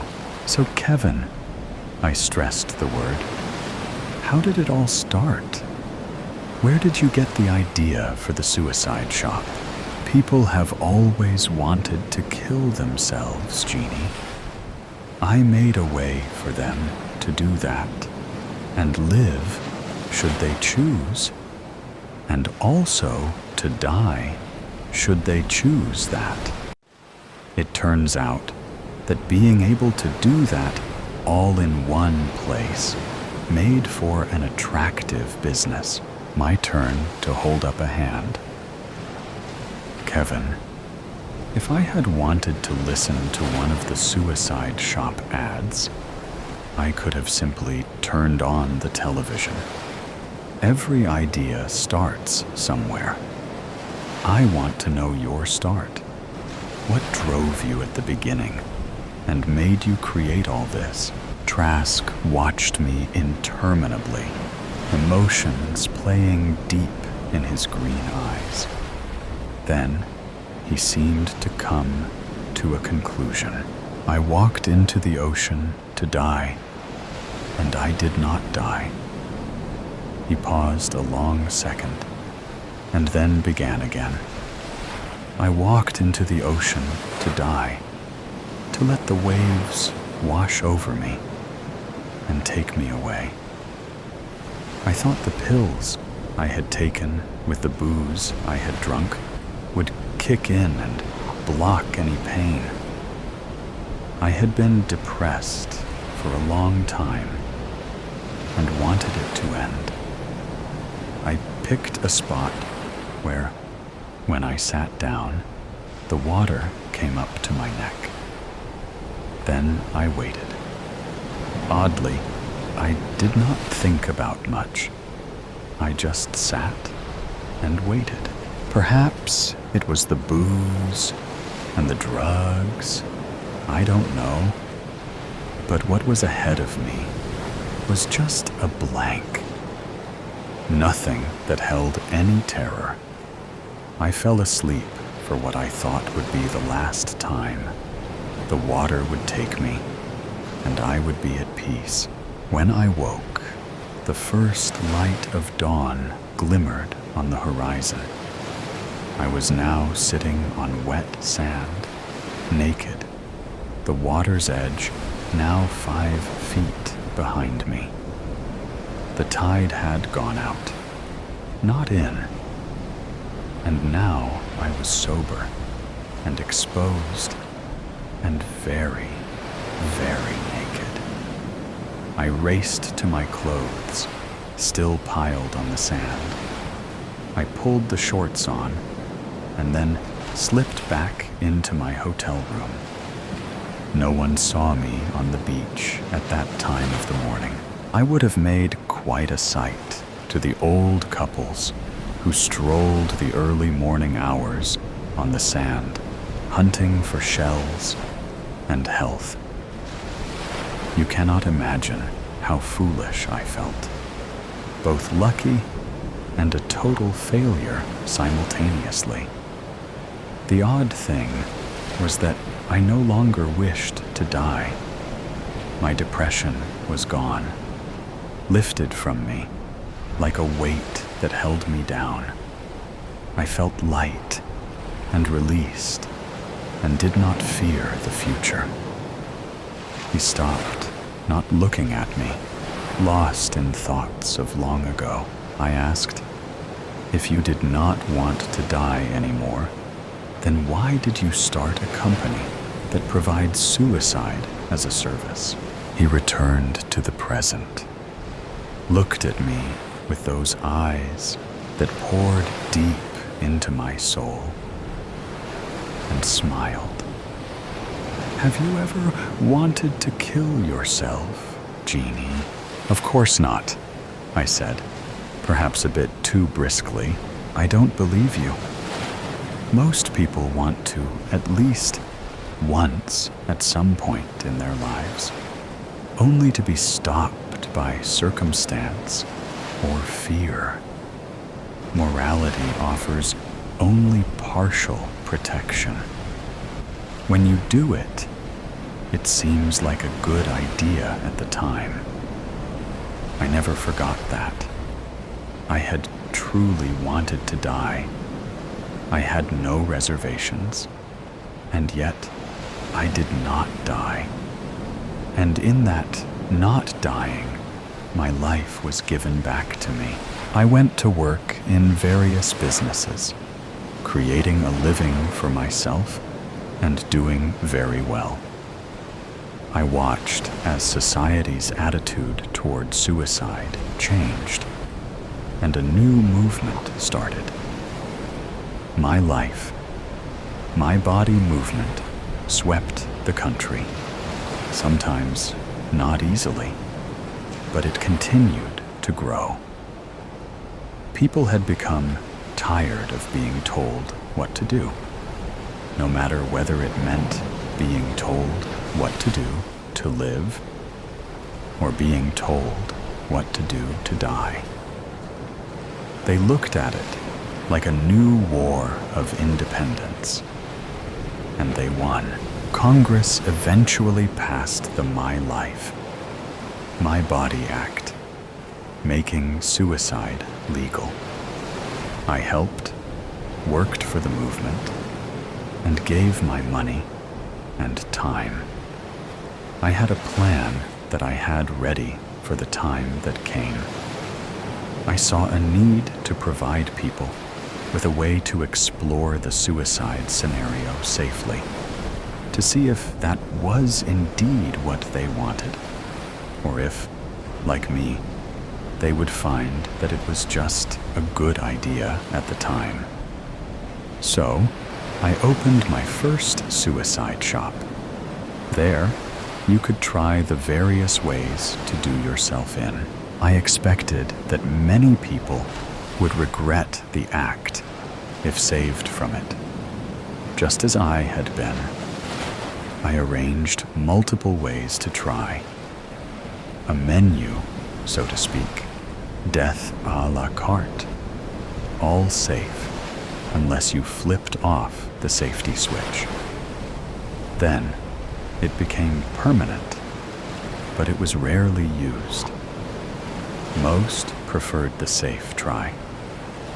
The first shop was so successful that I franchised it, and it became the largest chain of any company in the country, and over the years, in the world. Would you like to see the inside of the shop? Absolutely. I followed him out of the house, down to a parking area with a large blue Rolls-Royce and a red Lamborghini. The chauffeur was waiting by the Rolls, and I expected him to get in that one, but he crossed the parking lot floor and held the door of the Lamborghini open for me. I like to drive. Do you feel you are doing all this for the money? I asked when we were driving. He just looked straight ahead, weaving in and out of the traffic, expertly guiding the car. I thought I saw a small curl in the corner of his lips, just the beginning of a smile. That's an old gambit, not very inventive, and surely you can come up with better. I provide a service. Others could do it as well, but I think my way gives people a chance to reconsider, to change their minds, and not complete the task if they are not truly committed. True, I said. What about those who come back repeatedly? Are they not adrenaline death junkies, getting ever closer to the deed to keep getting high? This time, he did not smile. Off the record? Okay, I answered. I have worried about that. At first, it was just a blip on the data screens, but at least there was a distinct uptick in the repeat visits. There may be a sexual adrenaline component to it. How often have you done it? I asked. Many times. I sensed that there was more he wanted to say, but he just added, "It does make the bottom line look good. Do you have much security?" Oddly, not much. But we must guard the cars. We never know which trip could be their last. I let them park on site. Public lots complained about the abandoned vehicles. He parked the car, and we got out. We went to a private elevator, then up 4 floors, and then out to a large room. A hallway led out from it in 4 different directions, each lined by large glass doors on either side. He waved a languid arm to either side, and I watched pride form on his lips in a slow smile. Each room is a different experience, he said. Each room will be tuned to an individual's desires, just like tuning your radio dial to the deadly channel of death. This one, he said, pointing to the room to his right, is the overdose room, complete with all the world's favorite drugs, packaged in pill or IV form. If you want to go right to the edge and be pulled back, you must leave the safety switch in the safe position, and an aide will administer the antidote. Tell me of the other rooms. He moved on, waving his hand to either side, pointing out rooms for gunshots, cutting your wrists, throwing yourself out of a building or a cliff, car wrecks, death. By misadventure, even death by cop. There were many more rooms. Some take more preparation, mixing virtual and real reality in ways that can keep you alive unless you've turned off the safety switch. They are proprietary trade secrets that I can't tell you. We are quite adaptable. I felt the hair rising on my neck as he said this, realizing what appetites were being fulfilled here. I made a few notes, and my mind was racing. It's a cultural phenomenon. People use suicide as entertainment. I looked up at him and saw great weariness in his eyes, more than I would have expected. He was not a young man, but looked older than he should have when he did not smile. I suspected that he was unhappy with his creation. "Let's have a cup of coffee," he said. He led me down the hallway around the corner. There is a cafeteria coffee shop for people needing a timeout or a family that comes with them. Usually, if they bring family, they don't take the final plunge. Most of the time, they do that alone. He sat me down at the table and brought us each a cup of coffee. Mine was exactly what I wanted. Heavy duty, with lots of sugar. I wondered if he had been researching me. "Off the record," he said, watching me put my book away and ensure the recorder was powered off. The rest of our discussion should be off the record, as it might be bad for business. Going back to our previous discussion, people often ask why the person kills themselves. As I told you, I've always said that it is because it seems like a good idea at the time. The premise of my business was to have a way to explore that and find out if that's what you really wanted to do. Once the laws were changed and suicide became legal and a recognized right, it took on a life of its own. As you know, I have thousands of suicide shop franchises worldwide and gather data on the people who do it themselves. At first, it was a small number, but most people seemed to be looking for experience without true motivation. I've noticed, though, that the more you try, the more you return. And the more they return, the closer they get to the end. I believe you're right. Those people have developed an addiction. What is not known is that more people have died in the last 3 years of my shops than in all the wars the world over in those 3 years. To quote that old line, I have become death. He chuckled mercilessly. Beware of unintended consequences. "Can you stop it?" I said. He looked at me and smiled, but the smile seemed to have the weight of the world in it, preventing it from ever becoming full. "Turn your recorder back on. Let's finish the tour. You know I've never given an interview like this before. You may win a Pulitzer." We went to the last room. Inside the center of the room was a guillotine, one of my new additions. This device is one of the most efficient ways to kill ever invented. It's foolproof with the proper machine, quick in its finality, and I hope it is painless. Although you can't ask the subject after it's done. Of course, it has a safety switch. And as with all the rooms, I can measure all the physiologic signs right up to the actual death moment. This room has not had a customer yet. I would expect it to be the same.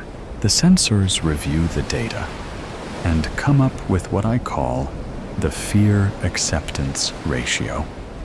The closer to 0 that ratio gets, the more certain it becomes that the person will go through with it and kill themselves. I have placed a monitor in each room that the customer cannot see, but my technicians can. That's it, there on the far wall. If my technicians see the number getting close to 0, they know to be ready to call in the cleanup crew. That's a detail that has never been revealed. Be sure you write that down. The safety switch is there by the right hand. In order to have the machine complete the task, you have to push it all the way to the right, and a green light will come on, and the computer will ask you if you are sure.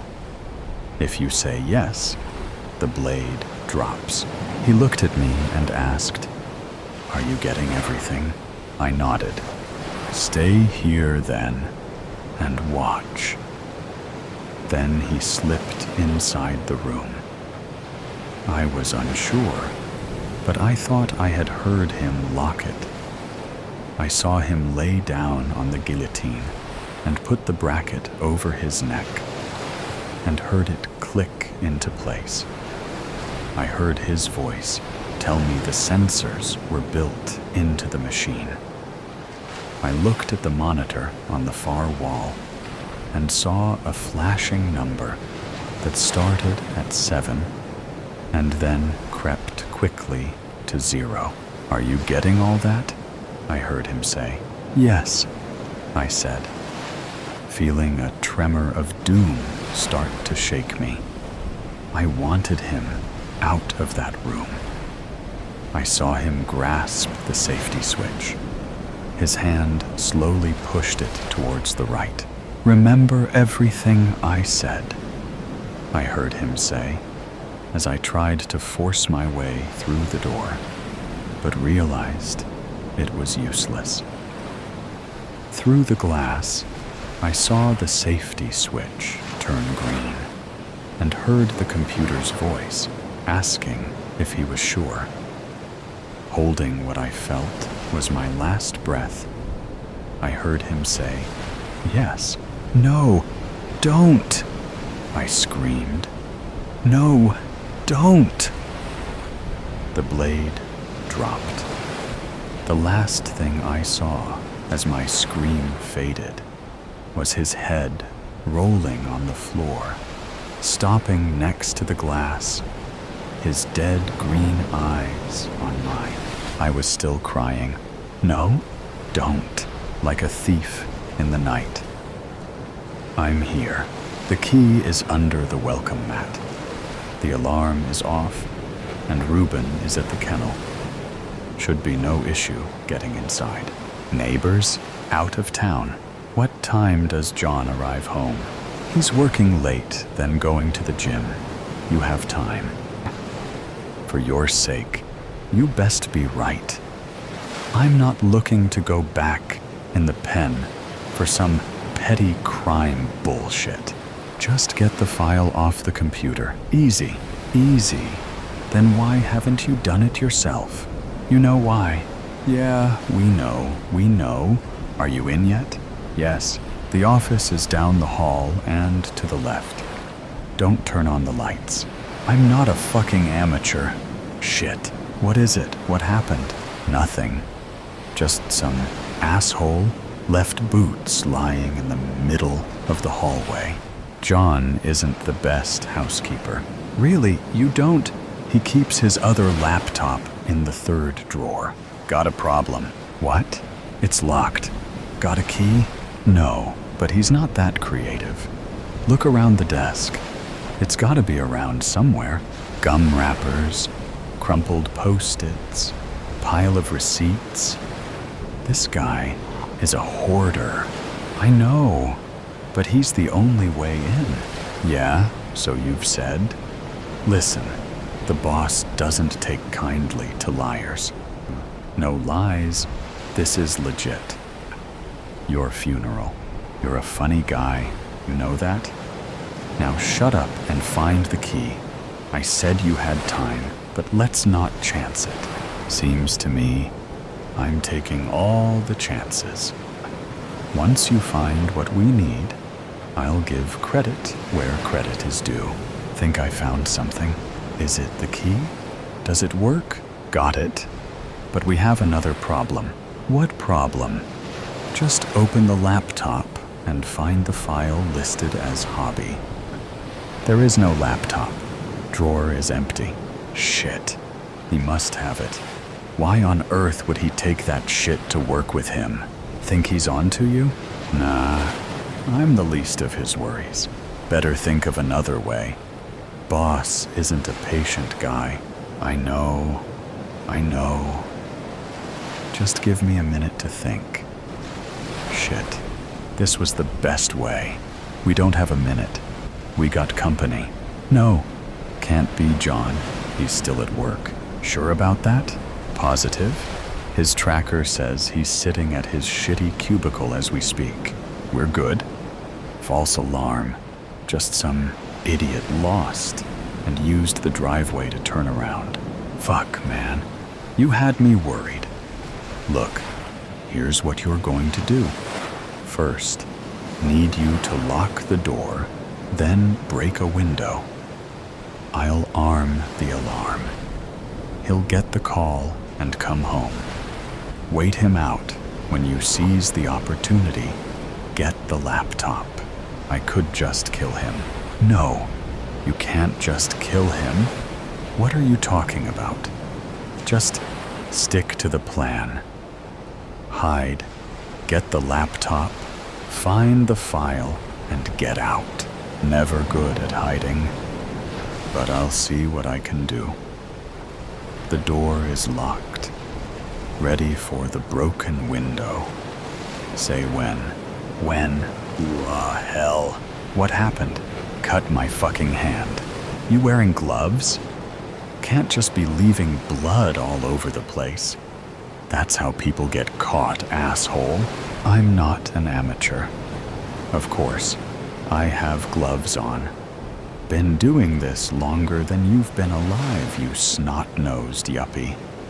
Just keep your trap shut. Shit, the alarm didn't go off. What a damn surprise. Another problem. Just a sec. I need to shut off the power and reset it. Stop fucking telling me and just do it. All right, get ready to cover your ears. 3, 2, 1. Aw, fuck, that's loud. Hide, hide, hide. Turn that shit off. I can't. John needs to be notified. Hurry up! I'm going fucking deaf here. Hold on. You hold on, you asshole. Alarm is blaring through my fucking eardrums. When I get a hold of you, no one will recognize you. I'm going to take my fucking time. My knife will dull and need sharpening between breaks. All right, John is on the move. Shut it off. The company will in 3, 2, 1. I'm going to kill you. Don't forget to hide. I'm in the closet already. Ran in here after the alarm went off. John is en route. Fantastic. So, boss is calling. Going to join him on the call. Boys, we have the file yet? Not yet, boss. What's the holdup? This entire operation is a total fuck-up. This yuppie has us chasing our tails. He's a fucking liar. I'm not lying. The file exists. How was I to know he would bring the laptop with him? He's been your mark for months. Gentlemen, enough. I want that file. Yuppie and my guy is the best. No one better to lift sensitive material than him. Guide him best you can and let him do his job. Yes, sir. Yes, boss. Good.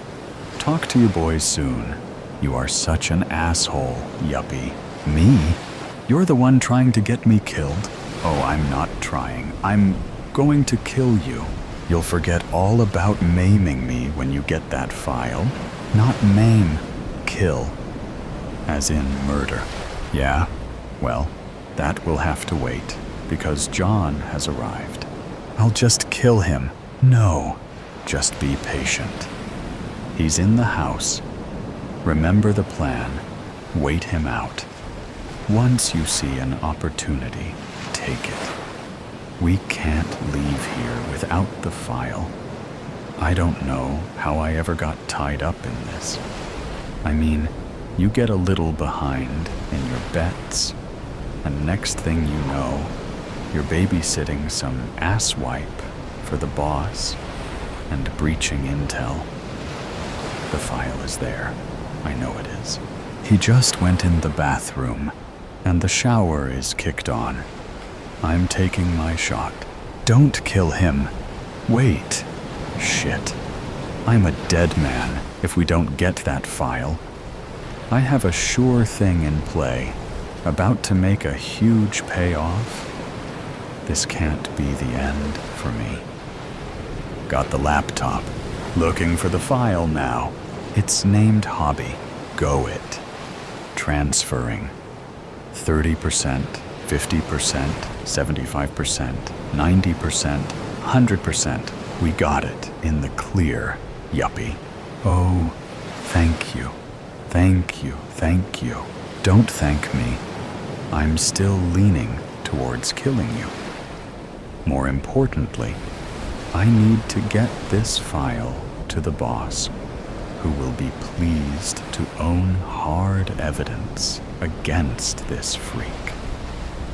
Good job, yuppie. You may just live after all. I suggest you no longer take bets. Hell, get out of the game altogether, or else the boss may find more work for you. And if you don't deliver next time, I'll see you at the funeral. Goodbye, for now. Wait, don't hang up. Aw, yuppie. Gonna miss me? Don't sweat it, kid. What was that? Sounded like a gunshot. Did you shoot him? What's going on? Talk to me. Hello, Charlie. Hello, John. Burn the house. Down. Did you hear what happened to the old house on Birch Street? No? What? It burned down. Burned down? How? Nobody knows for sure. People are saying it was arson. Arson? That place was empty for years. Who would bother? That's what everyone's asking. But there were lights on the night before. Lights? You're serious? As a heart attack. I saw it myself. You were there? Well, I was passing by, took a shortcut through the park, and you didn't think to tell anyone. I didn't think it mattered. Thought maybe the city finally sent someone to clear it out. The city? They don't even fix the street lights. Why would they bother with that house? You're probably right. But who else would be in there? Kids, maybe? You know, messing around. That's what I thought at first. But what? I saw someone. Someone? Yes, a man. Or at least, I think it was a man. You think? What does that mean? It was dark, okay? I couldn't see clearly. But there was someone moving around inside. Did they see you? No. At least, I don't think so. I kept my distance. What were they doing? It looked like they were carrying something. A bag, maybe. A bag? A duffel bag? Could have been. Hard to tell from where I was. And then they disappeared. Into the back of the house. That's weird. You didn't hear anything? No. Everything was quiet. Too quiet. Did you notice anything else? There was a smell. A smell? Like gasoline. Gasoline? Are you kidding me? No, I swear. I didn't think much of it at the time. How could you not? Gasoline in an old house? That's a red flag.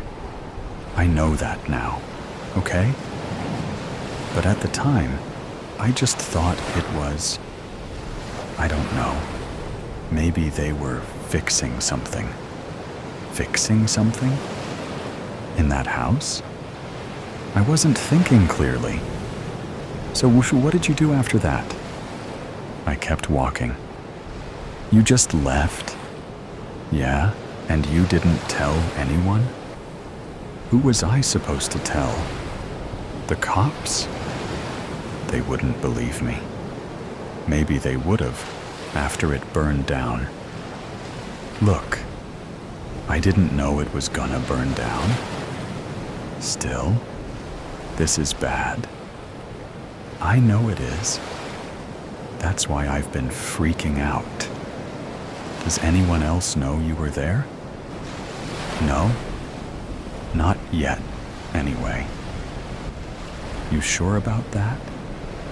Yeah. What if someone saw you? Nobody saw me. You can't be certain. I'm telling you, I was careful. But if they find out, they won't. You're awfully confident for someone who's in the middle of this mess. What mess? I didn't do anything. You were there. That's enough to make it messy. So what are you saying? I'm saying you better figure out what you're gonna do if someone starts asking questions. Like who? The cops, for starters. Why would they come to me? I don't know. Maybe they've got cameras or something. Cameras? At that old place? Or nearby? Someone could have seen you. You're just trying to scare me. No. I'm trying to make you think. I am thinking. And I think you're overreacting. Am I? Yeah. Nobody cares about me walking past some abandoned house. Maybe. But what if they find out about the gasoline? What about it? I didn't put it there. Doesn't matter. You were there, you smelled it, and you didn't report it. So what? Is that a crime? Maybe not. But it sure makes you look bad. This is insane. I didn't do anything wrong. I'm not saying you did. I'm just saying you're connected now. Connected how? By walking through the park? By seeing something? Fine. Let's say the cops come. What am I supposed to tell them? The truth. The truth? Yeah. You walked by, saw lights, smelled gasoline, and kept going. And you think that's gonna make me look less suspicious? Better than lying? I don't know. This feels all wrong. What's your alternative? I don't know. Maybe just keep quiet? Bad idea. Why? Because secrets have a way of coming out. You don't understand. If I say something, they might think I was involved. Not saying anything makes you look more involved. This is a nightmare. It's not that bad. Not that bad? You just said, I'm connected to a house that burned down. Look, you're not the one who set it on fire, but they don't know that. Then make them know. How? By being honest. Honest? With cops? That's a joke. You got a better plan? No. Then maybe stop freaking out and just deal with it. Easy for you to say. You weren't there, and I'm trying to keep you from making it worse. Fine. Let's say I tell them. Then what? Then you answer their questions and move on. Just like that? Yeah. You don't think they'll dig deeper? Into what? You didn't do anything. I don't know. What if there's more to this? Like what?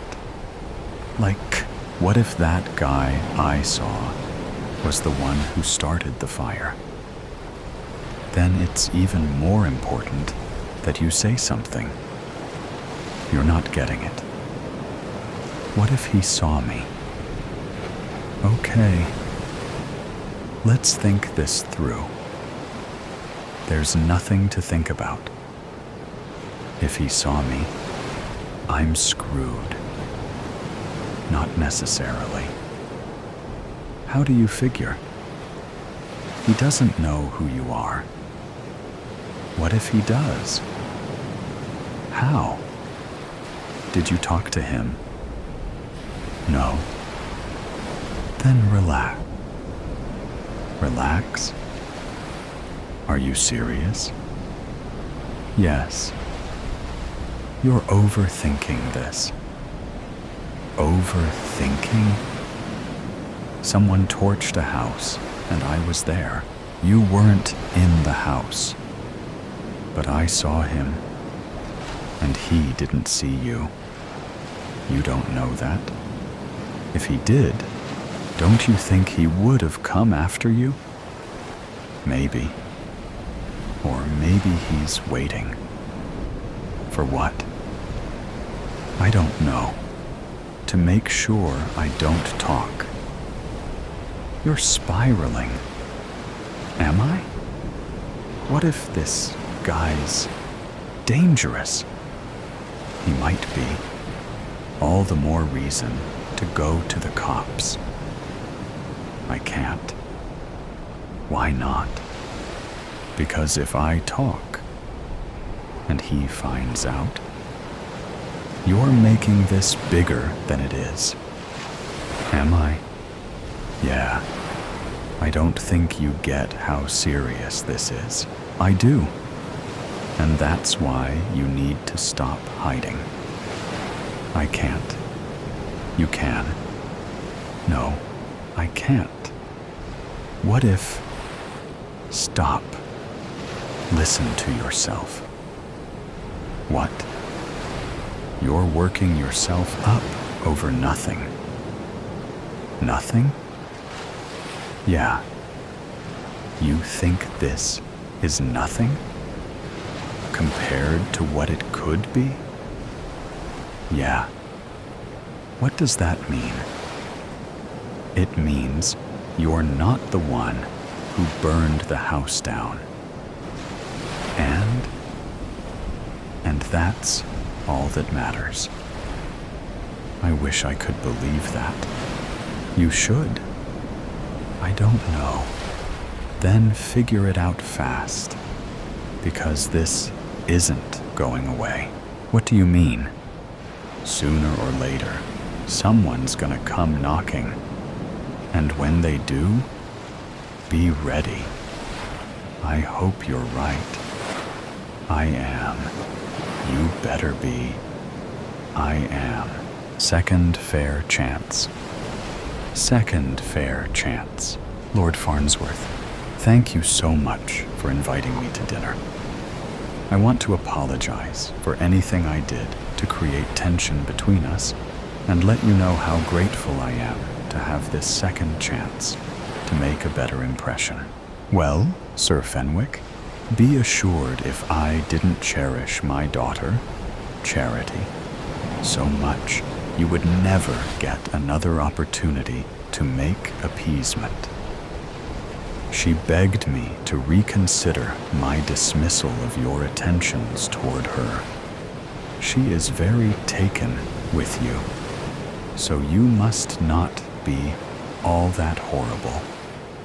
Maybe a little misguided when it comes to how you treat a lady of high standing, such as my beautiful daughter.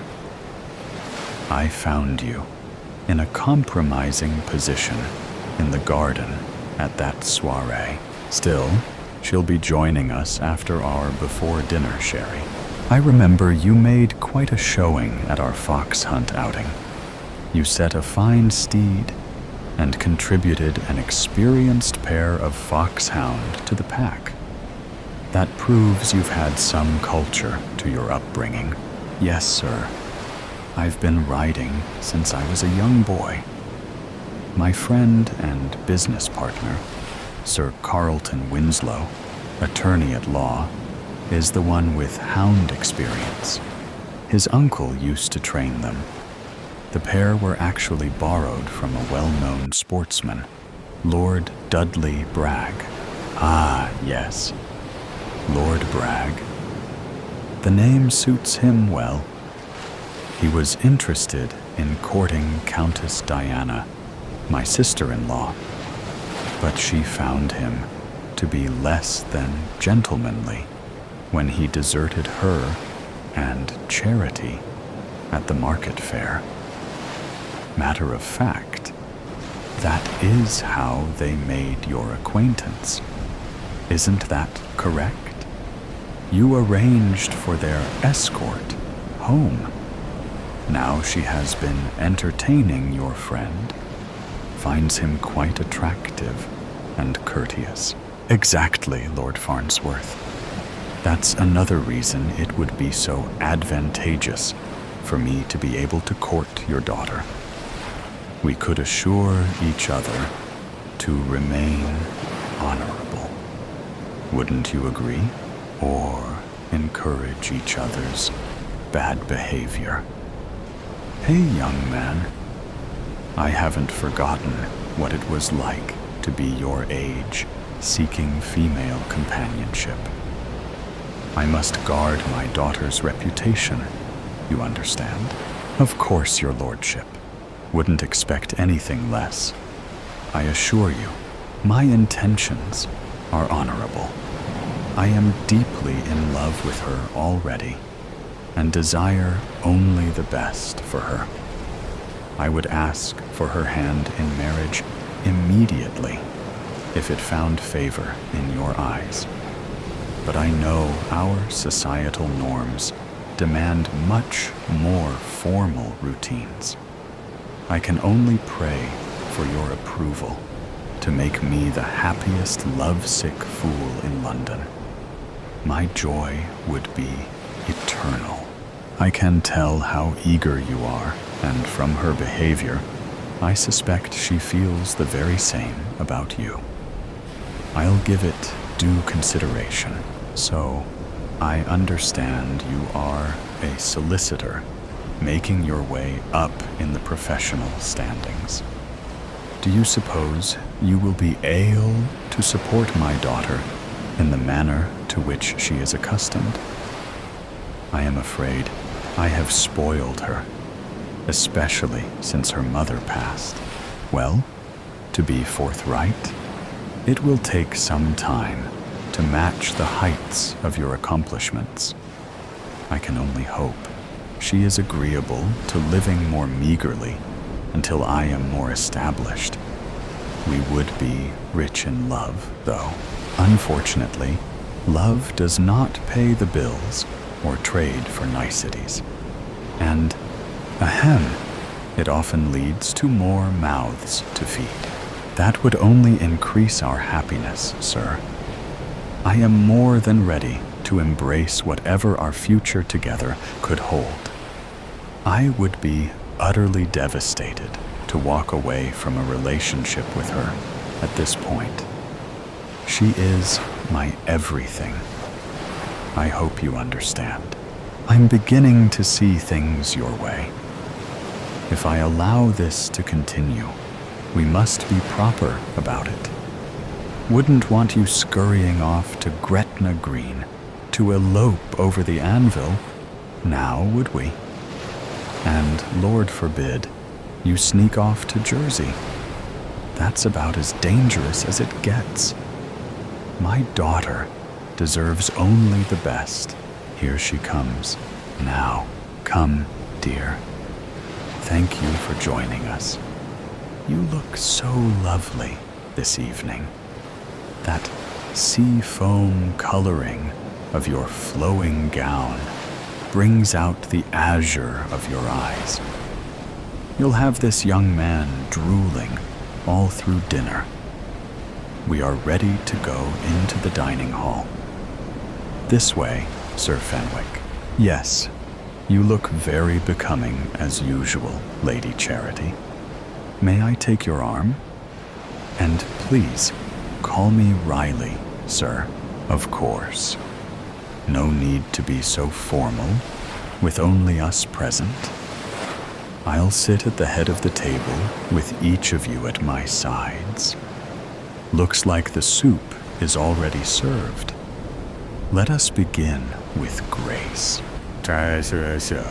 Father, all this small talk has been charming, and I hope it has let you get to know Sir Riley better and understand what an upright gentleman he truly is.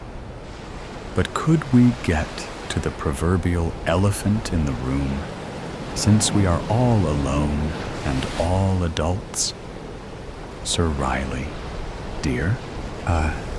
Yes, sir.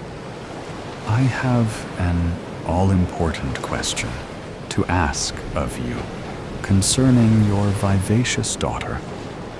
I would very much like to make her my wife, if she will have me. But I need your blessing. Well, you don't beat about the bush now, do you? I was enjoying our lively discussions and imagining what kind of a son-in-law an aspiring lawyer would make. You seem knowledgeable and versed in a wide range of topics. You would never be a boring dinner guest. I can see by the way you look at and respond to my little girl, you are sincere in your feelings toward her. She mirrors those feelings back to you, sort of feeling like a third wheel between you two. Ha, ha. If I didn't give you my blessing, you two would probably defy me and find a way to be together any way you could, sneaking around behind my back or right under my nose. Am I right? So yes, let's make it official. What do you say? I say I need to get down on my knee and do this properly. My fair lady, Charity, would you do me the honor of becoming my wife? Yes? Oh yes. Thought you would never ask. Virus. I am so crushed by time. Time and these oozing wounds and the rotten flesh, like mealy apple that is my chest cavity. Rotten skin and an infected mind. gangrenous parietal, so insatiably starving for living flesh, to rend it in my grinding jaw, the music of muscle mashing between molars and canines. A beating heart, my own, a thick, bloody stake. The fog of insanity. I am a monster, a living dead. I was once a man, the axe head, dragging heavy in the dirt. A curved razor edge and an engraved raven screaming in the silver. Scratches all along the throat and dried blood caked from heel to toe. A thin trail drawn in my footsteps, full of nightmares and terror. A horsefly crawls from a soggy hole in my cheek. Up ahead, in the cobalt blue between night and dawn, a cabin with windows boarded and the door barricaded. Faint whisper of light on the eastern rim, hope pretending to be where it's certainly not. Or is it truly there? Does hope still exist when your own has gone from the world? Footsteps forward. An animal slaughtered and torn to bits in the yard. A goat, most likely. Its rib cage shorn and sucked of the marrow. Bones and hooves make for lovely crowns. Some of the infected have shown an affinity for satanic macabre, my own skin crawling. The devil inside me too. Feed, devour carcasses, piled and burned and turned to ash. Skulls with strips of flesh melted to orbitals. An explosive exit wound from a lonely dome rolled to the bottom of the blackened heap. Shotgun sawed off.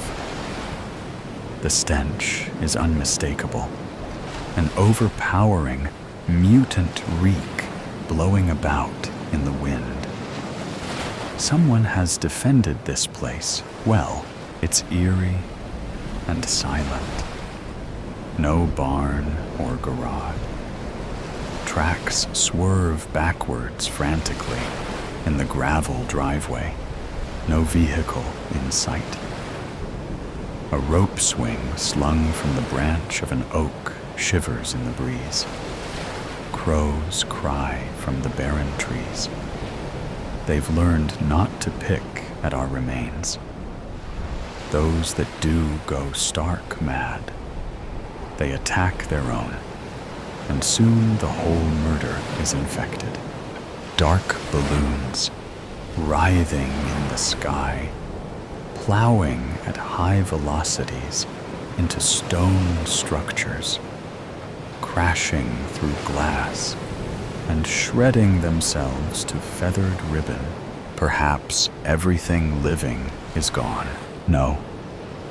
Through the foul aroma, something else. Sweat. Blood. Tears. Feast. The wood porch groans under my feet. Rancid stumps numb to feeling. Digits cracked and twisted from wild wanderings. Everything boarded. Nothing through which to peer. I rap a knuckle on the door. Solid, reinforced with planks, or perhaps the overturned dining room table. I make sure to stay clear of the frame. Whatever shotgun did damage to that skull could be waiting on the other side. Moments go by. Nothing.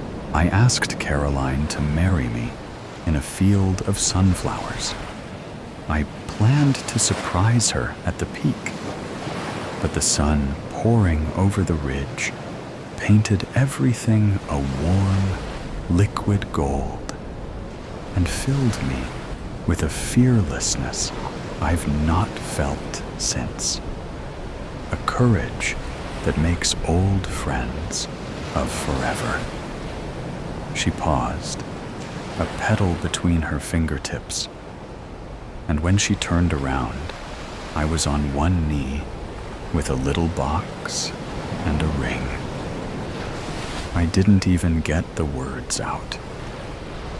"Yes," she breathed, dropping to the ground with me, my palm circling the small of her back, her hand running laps through my hair. Brown eyes, like Kodiak fur. I press my ear to the door, raw appendage blistered by the cold, the upper portion torn away by raking fingernails.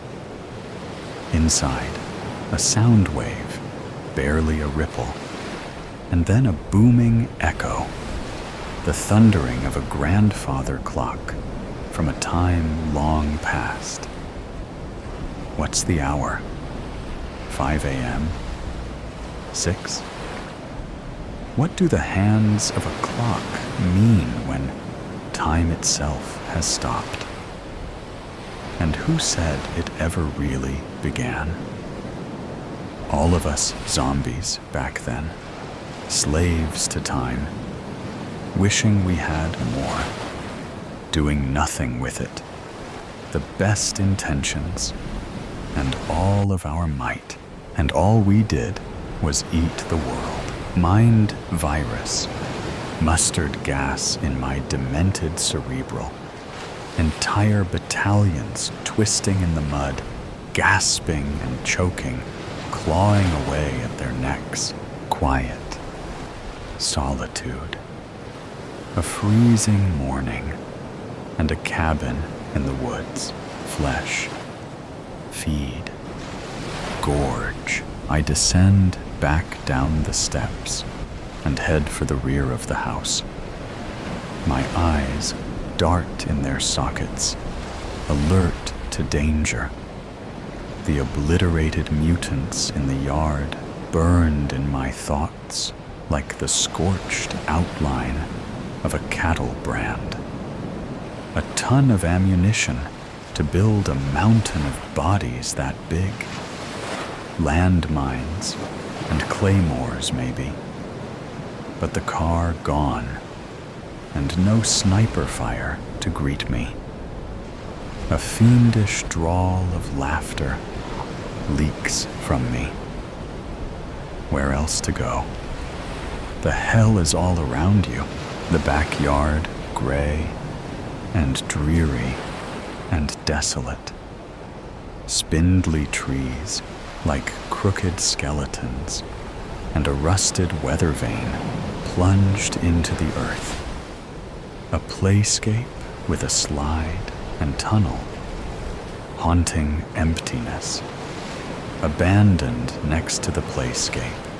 A purple big wheel with pink streamers taped to the handlebars, and Disney princess stickers pasted all along the back seat. Ice in my fingertips and chalk in my throat.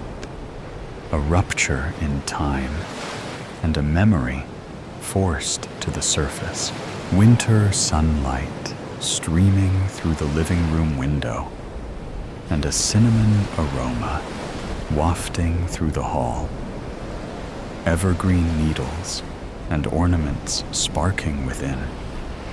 Icicles and candy canes and crimson hearts adorned with all of our smiles. Thrashing, tearing, ripping. The wrapping paper undone while she giggles with glee. "Wow!" she hollers, animated as a cartoon coyote losing its top. "Yay, Daddy!"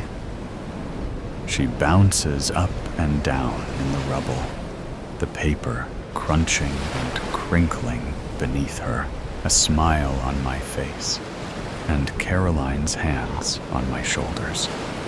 She kisses my cheek and rests her chin on the top of my head. "Oh, what did you get her?" she asks, the size of the box exasperating the tone in her voice. Surely there's nowhere to put it? Not in this tiny space. "It's a big wheel, Mommy." She's flipping it sideways and shoveling away the mess to give her mother a clear view. Her eyes beam with excitement, and electricity crackles in the room. Fleece jammies and wool socks floating a few strands of her strawberry blonde locks in the sunlight. "Can we take it out, Daddy? Can we?" She tugs at my arm. "It's all right with me. Ask your mom, though. Even Daddy has to ask Mom when he wants to do something around here." She bites her lip.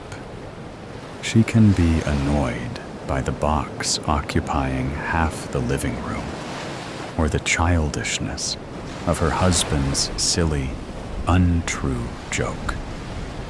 But what she can't deny is the thrill in her daughter's voice, or the simple joy that arises within a child when they receive a bike on Christmas. "Oh, okay," she relents, "but coat and boots on Missy. And take your father with you.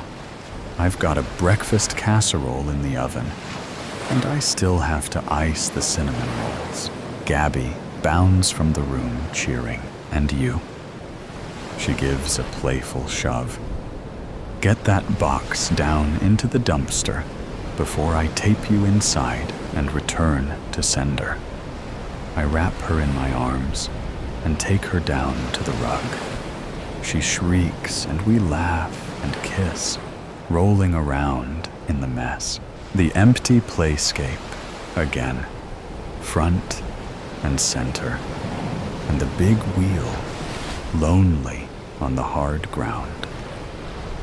Rage surges through me.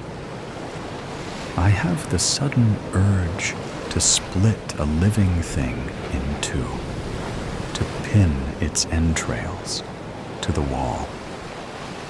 My hunger is an ocean, a quick twitch, wretched suffering, and a tweaking need for flesh between my teeth. There's a log on a stump from the before times when smoke from a chimney wasn't a sure way to get you killed. I raise the axe over my head and unleash an animal howl. I bring it down savagely, splitting the log in two, and the stump 3/4 the way to the ground. Rage. Feed. I pry the axe free and return my gaze to the cabin. Something unexpected. The back entrance is exposed. The door's been ripped from its hinges. It lies mangled 10 yards away. Darkness in the frame. Silence. No movement, but my own steps forward. A snarling in my mind. An impatient unease. I pick up a stone and lob it through the door. No hail of gunfire. No screams shredding the silence. I hold the axe steady and enter. A trail of blood on the kitchen floor and a shattered coffee pot nearby. Jagged remains of dishes scattered everywhere. Bullets in the wall and casings at my feet. A confrontation. But where are the bodies? Or at least the remains? Somewhere near. The scent is stronger, and the sound audible through the door. It's clearer now. A radio. There's a radio playing. It's coming from the living room. More blood on the carpet. Not just droplets, but messy splatters with a darker hue, a more gaping wound, an open artery, a bigger chunk removed. A green light blinks in the bookcase. The radio mumbles away. My monologue's out of control. I found the hole where the happiness goes. Lump in my throat and a throat in my tongue. I'm gonna scream at the top of my lungs. You get lost in the ocean. What do you do when you are so broken? The flood, the feeling comes over. How are you so loved and so lonesome? I press the power button and the noise ceases. Starving. I'm so starving. And sun-stable calm has bloomed within me. A hurricane eye still and silent, outside of which the chaos of the universe churns. A chaos untamed by the God that created it. What God? So much hatred in my heart. If infinite wisdom allows for this, then I wish to remain a feral beast forever. Up the stairs I go. In the hallways is where I find them. An infected with its head blown off, gushers of blood pooled in a lake around its body. Rigor mortis set in long ago. The creature's bony fingers have curled and cemented, its spine stiff as a folding board, and the smell putrid even to me. Black flies feasting on the carcass. A rat scurries from the gaping hole in its neck. The man of the house sat up against the wall at the end of the hallway, a shotgun blast through his heart. I bare my teeth and lean in for a closer look. Yellow in his eyes, in his fingernails, claw marks on his neck, infected by the thing he slew. Took his own life to avoid the fate of us. He's a weak dead, at least. No use to me. I crave flesh that's alive. There's nothing alive here. I reach into his pocket and find an unused shell. I slot into the shotgun and tuck the weapon under my arm. I descend the stairs and head back outside. I make for the woods behind the cabin.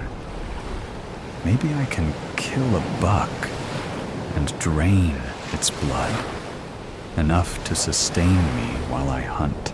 Icy dew on the hard ground. It cracks beneath my steps.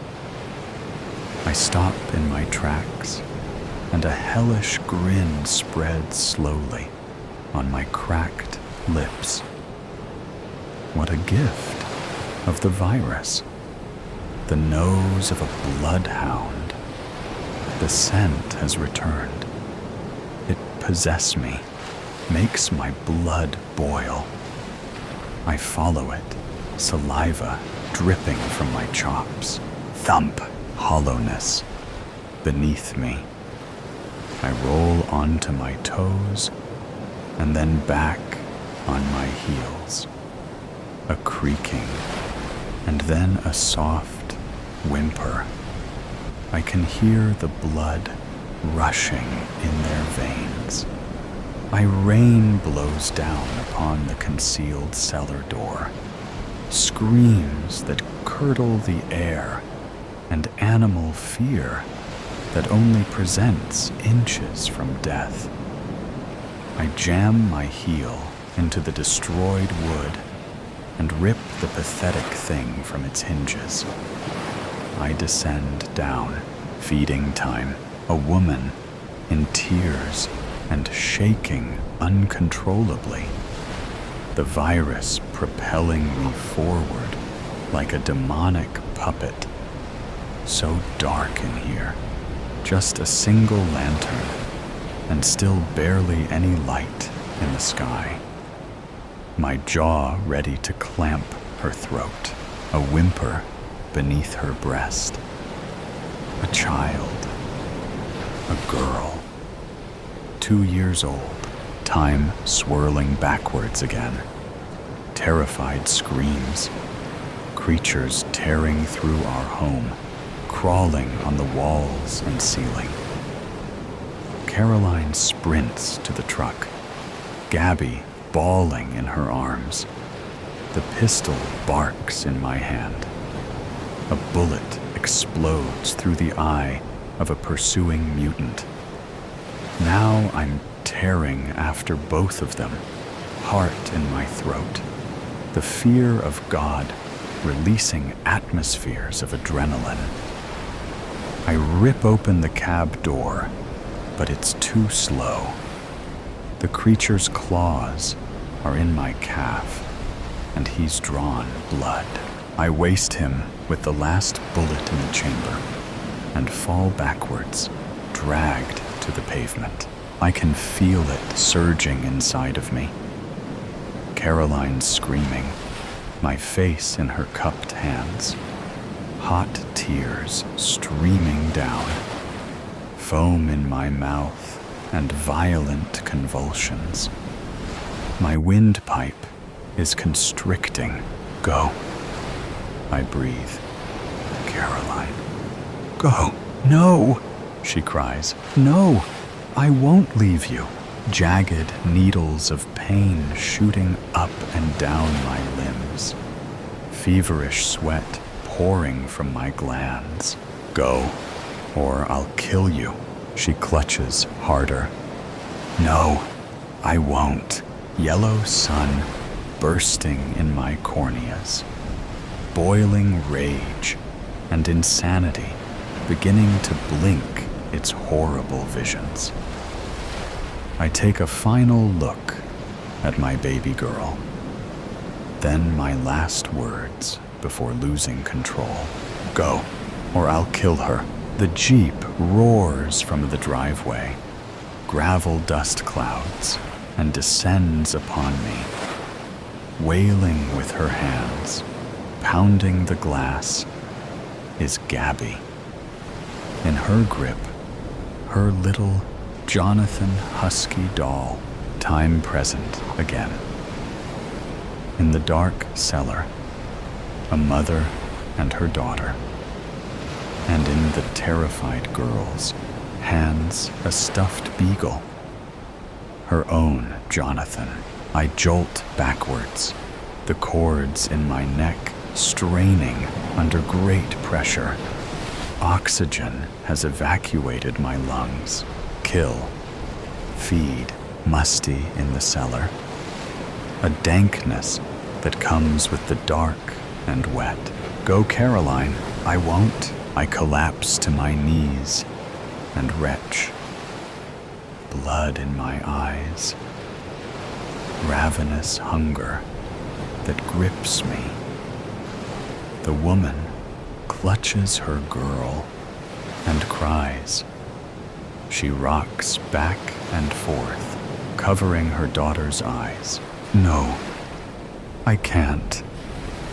No, I won't. Choked words between the retching. I won't leave you. Go, or I'll kill her. The fury is about to take over. I can feel it cresting into the abyss. One last shred of humanity inside me. My daughter's eyes in my soul. I clasp the shotgun and slide it, panicked, across the cement floor. Do it! I scream. But the virus has taken everything, and it comes out as a wild, maniacal howl. I'm overtaken, completely overrun. There is no more of me left. She lunges for the shotgun. I lunge to feast. A blast shatters the morning. There is no more of me left. Man to monster.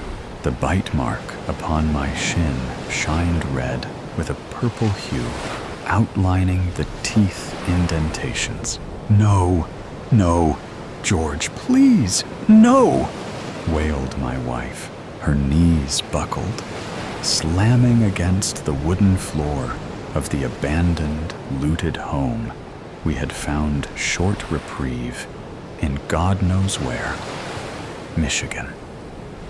My children, Merrill and Leo, stood behind their distraught mother. By the looks on their faces, they had not yet comprehended the severity of my situation. It had been a week and a half since the outbreak.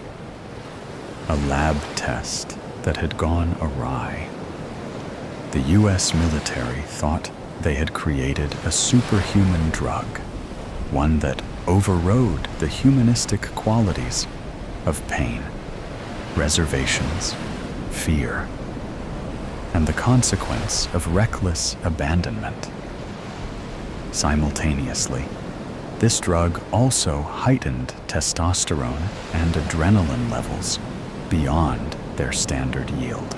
The intent was, upon inoculation of the said drug, the soldier, Marine, fighter pilot, policeman, fireman, and any other form of military and first responder personnel necessary for the safety and protection of the populace would become fearless machines that could enter any burning building, gunfight, and combat zone with the sole intention of completing their objective without the inhibitions of the typical human. One would think this was the beginning of creating the most fearless corps of men and women the world had ever seen. From my understanding, the testing transpired in a Northern Californian military installation. Volunteers of the U.S. Armed Forces participated in the experimentation with the promise of hefty compensation. At first, it seemed a success. News reports stated that the super soldier had been produced, stoking courage in our countrymen and fear in our enemies. Footage circulating the interwebs showed army men stepping through thick, boarded walls, swarming and cutting down artificial targets with precision and lethality, scaling walls at lightning-fast speed, and performing deftly feats on land, air, and sea. The Pentagon was still patting itself on the back when one of the test subjects had ravaged and gored his wife, child, and house pet.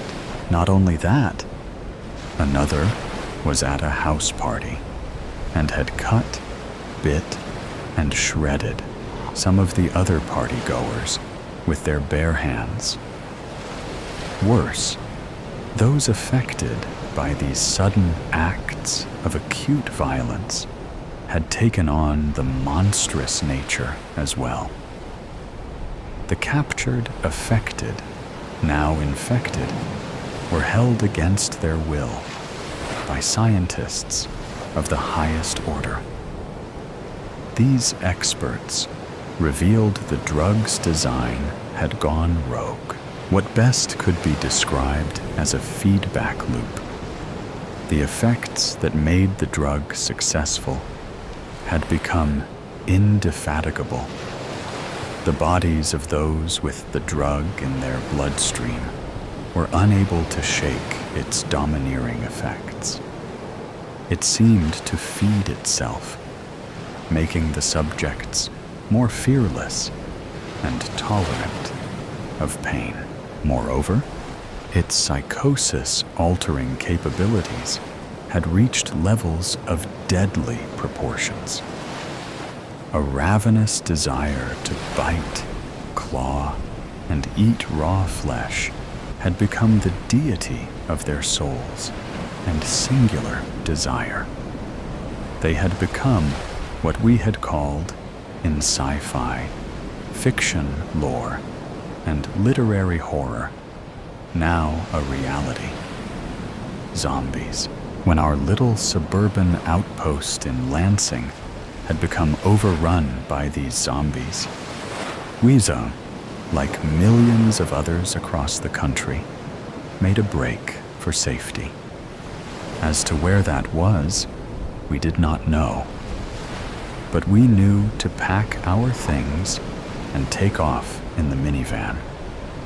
However, that did not last long, as traffic and the onslaught of the infected, stagnated vehicular mobility we took on foot, crossing medians, abandoned interstates, through woods and fields, and anywhere where the screams of victims and wretched cries of monsters had subsided.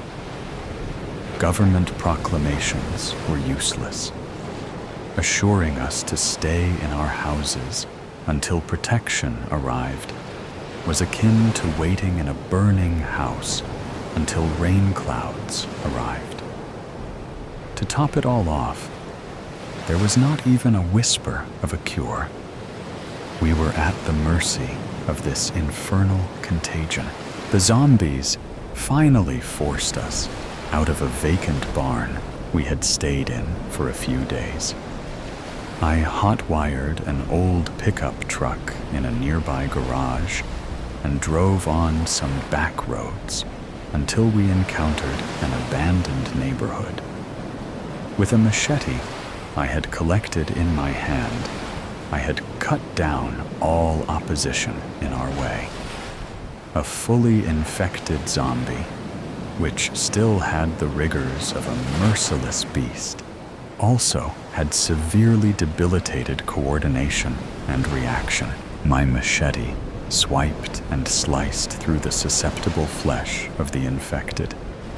A mere sidestep and a high school level trained baseball swing proved sufficient.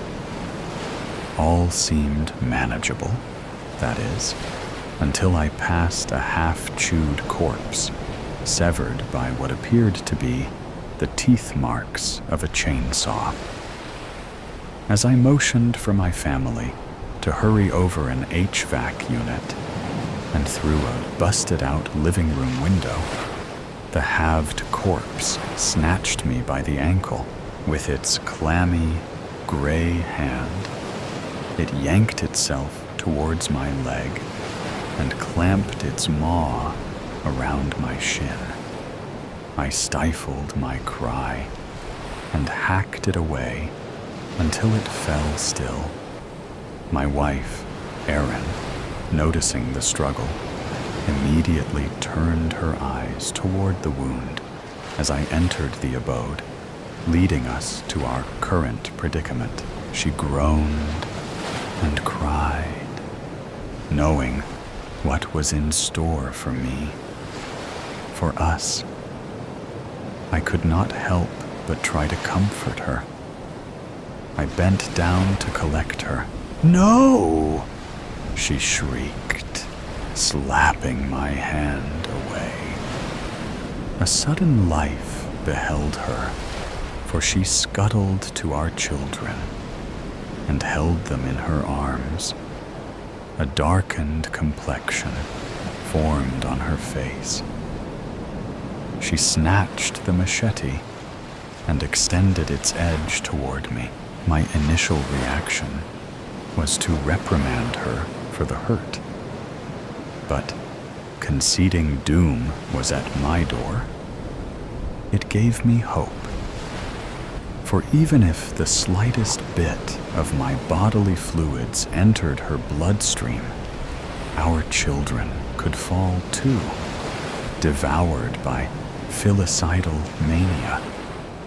If my wife were willing to reject her husband, one she had been lovingly married to for nearly a decade, with such sharp rebuke, she must certainly have the perseverance to lead 2 of our 4 surviving children.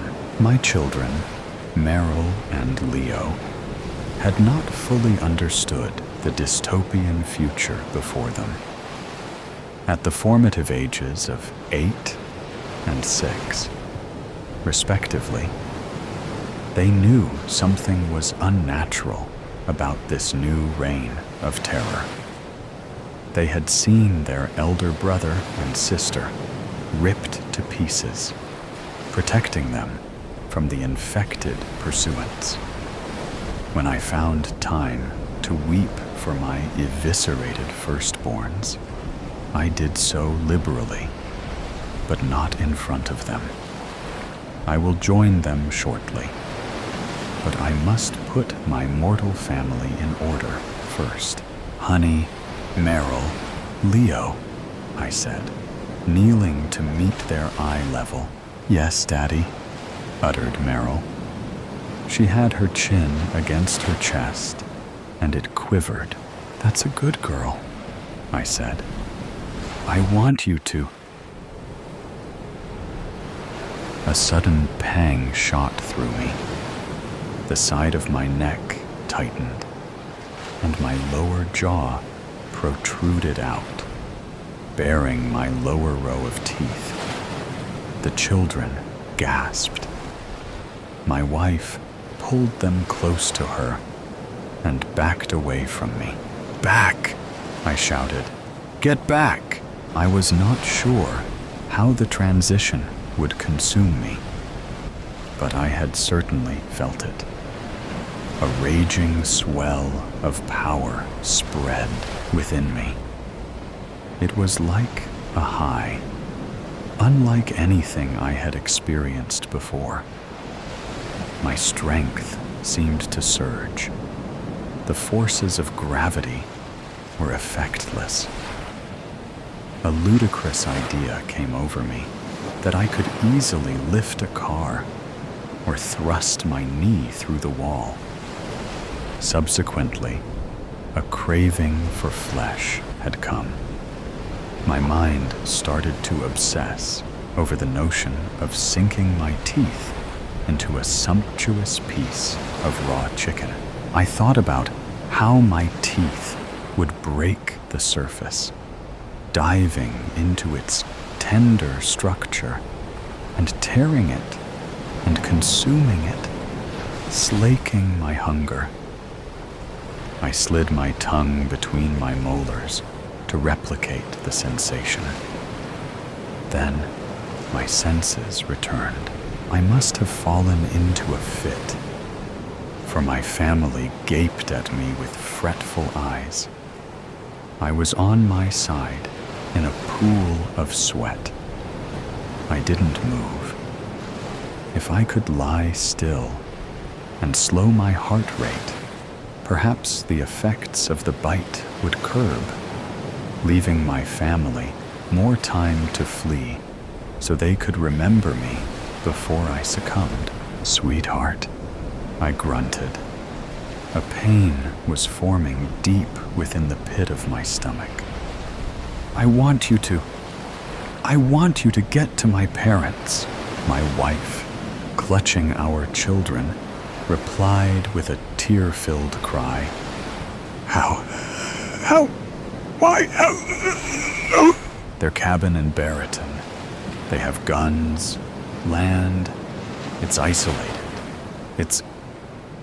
The pain had reached an unruly state. My back arched, my limbs tightened, and I began to writhe and twist upon the ground violently. I froze, paralyzed by the locking measures of my muscles. I saw my son's leg, supple and bare, peek out from behind his mother. It was then that a sudden predatory inhabitant inside me overpowered my sensibilities My fingers dug into the floor. I let out a roar, drool trailing from my jowls, and scampered toward my terrified family, ready to tear the flesh from their hides. "Run, kids, run," my wife cried. As my family started to flee, the fear of loss, my human quality, supplanted the monster that had hijacked my mind. My body eased, and I slumped again. "Erin!" I shouted. She and my children were near the end of the hall. They turned around. I was dizzy, exhausted, and on the brink of fainting, for my body could not handle the sudden rise of the drug's power. What is it?" she shouted through sobs. My head rolled to its side. I took in the sight of the beautiful family I had, the woman I had vowed to, the son and daughter I had watched grow and play, the family I carried in my heart. "Take care. I love you." Her chin quivered. "I love you too," she said. I breathed a sigh of release. "Go!" I shouted. "Get out of here!" My wife nodded and sped around the corner. When the patters of their feet were out of earshot, I was at peace. The mental guards laid down their defenses, and the disease scaled the ramparts, displacing the man I was and becoming the monster I had feared. I let out a horrid, blood-fueled screech as I rose from the floor, tearing my clothes from my body. It was rage. It was fury. It was the lust to kill and taste the living. A waft of the odors left by my family slithered up my nostrils. I inhaled their flavor, turned towards the hall, and sped after them. The hunt was on.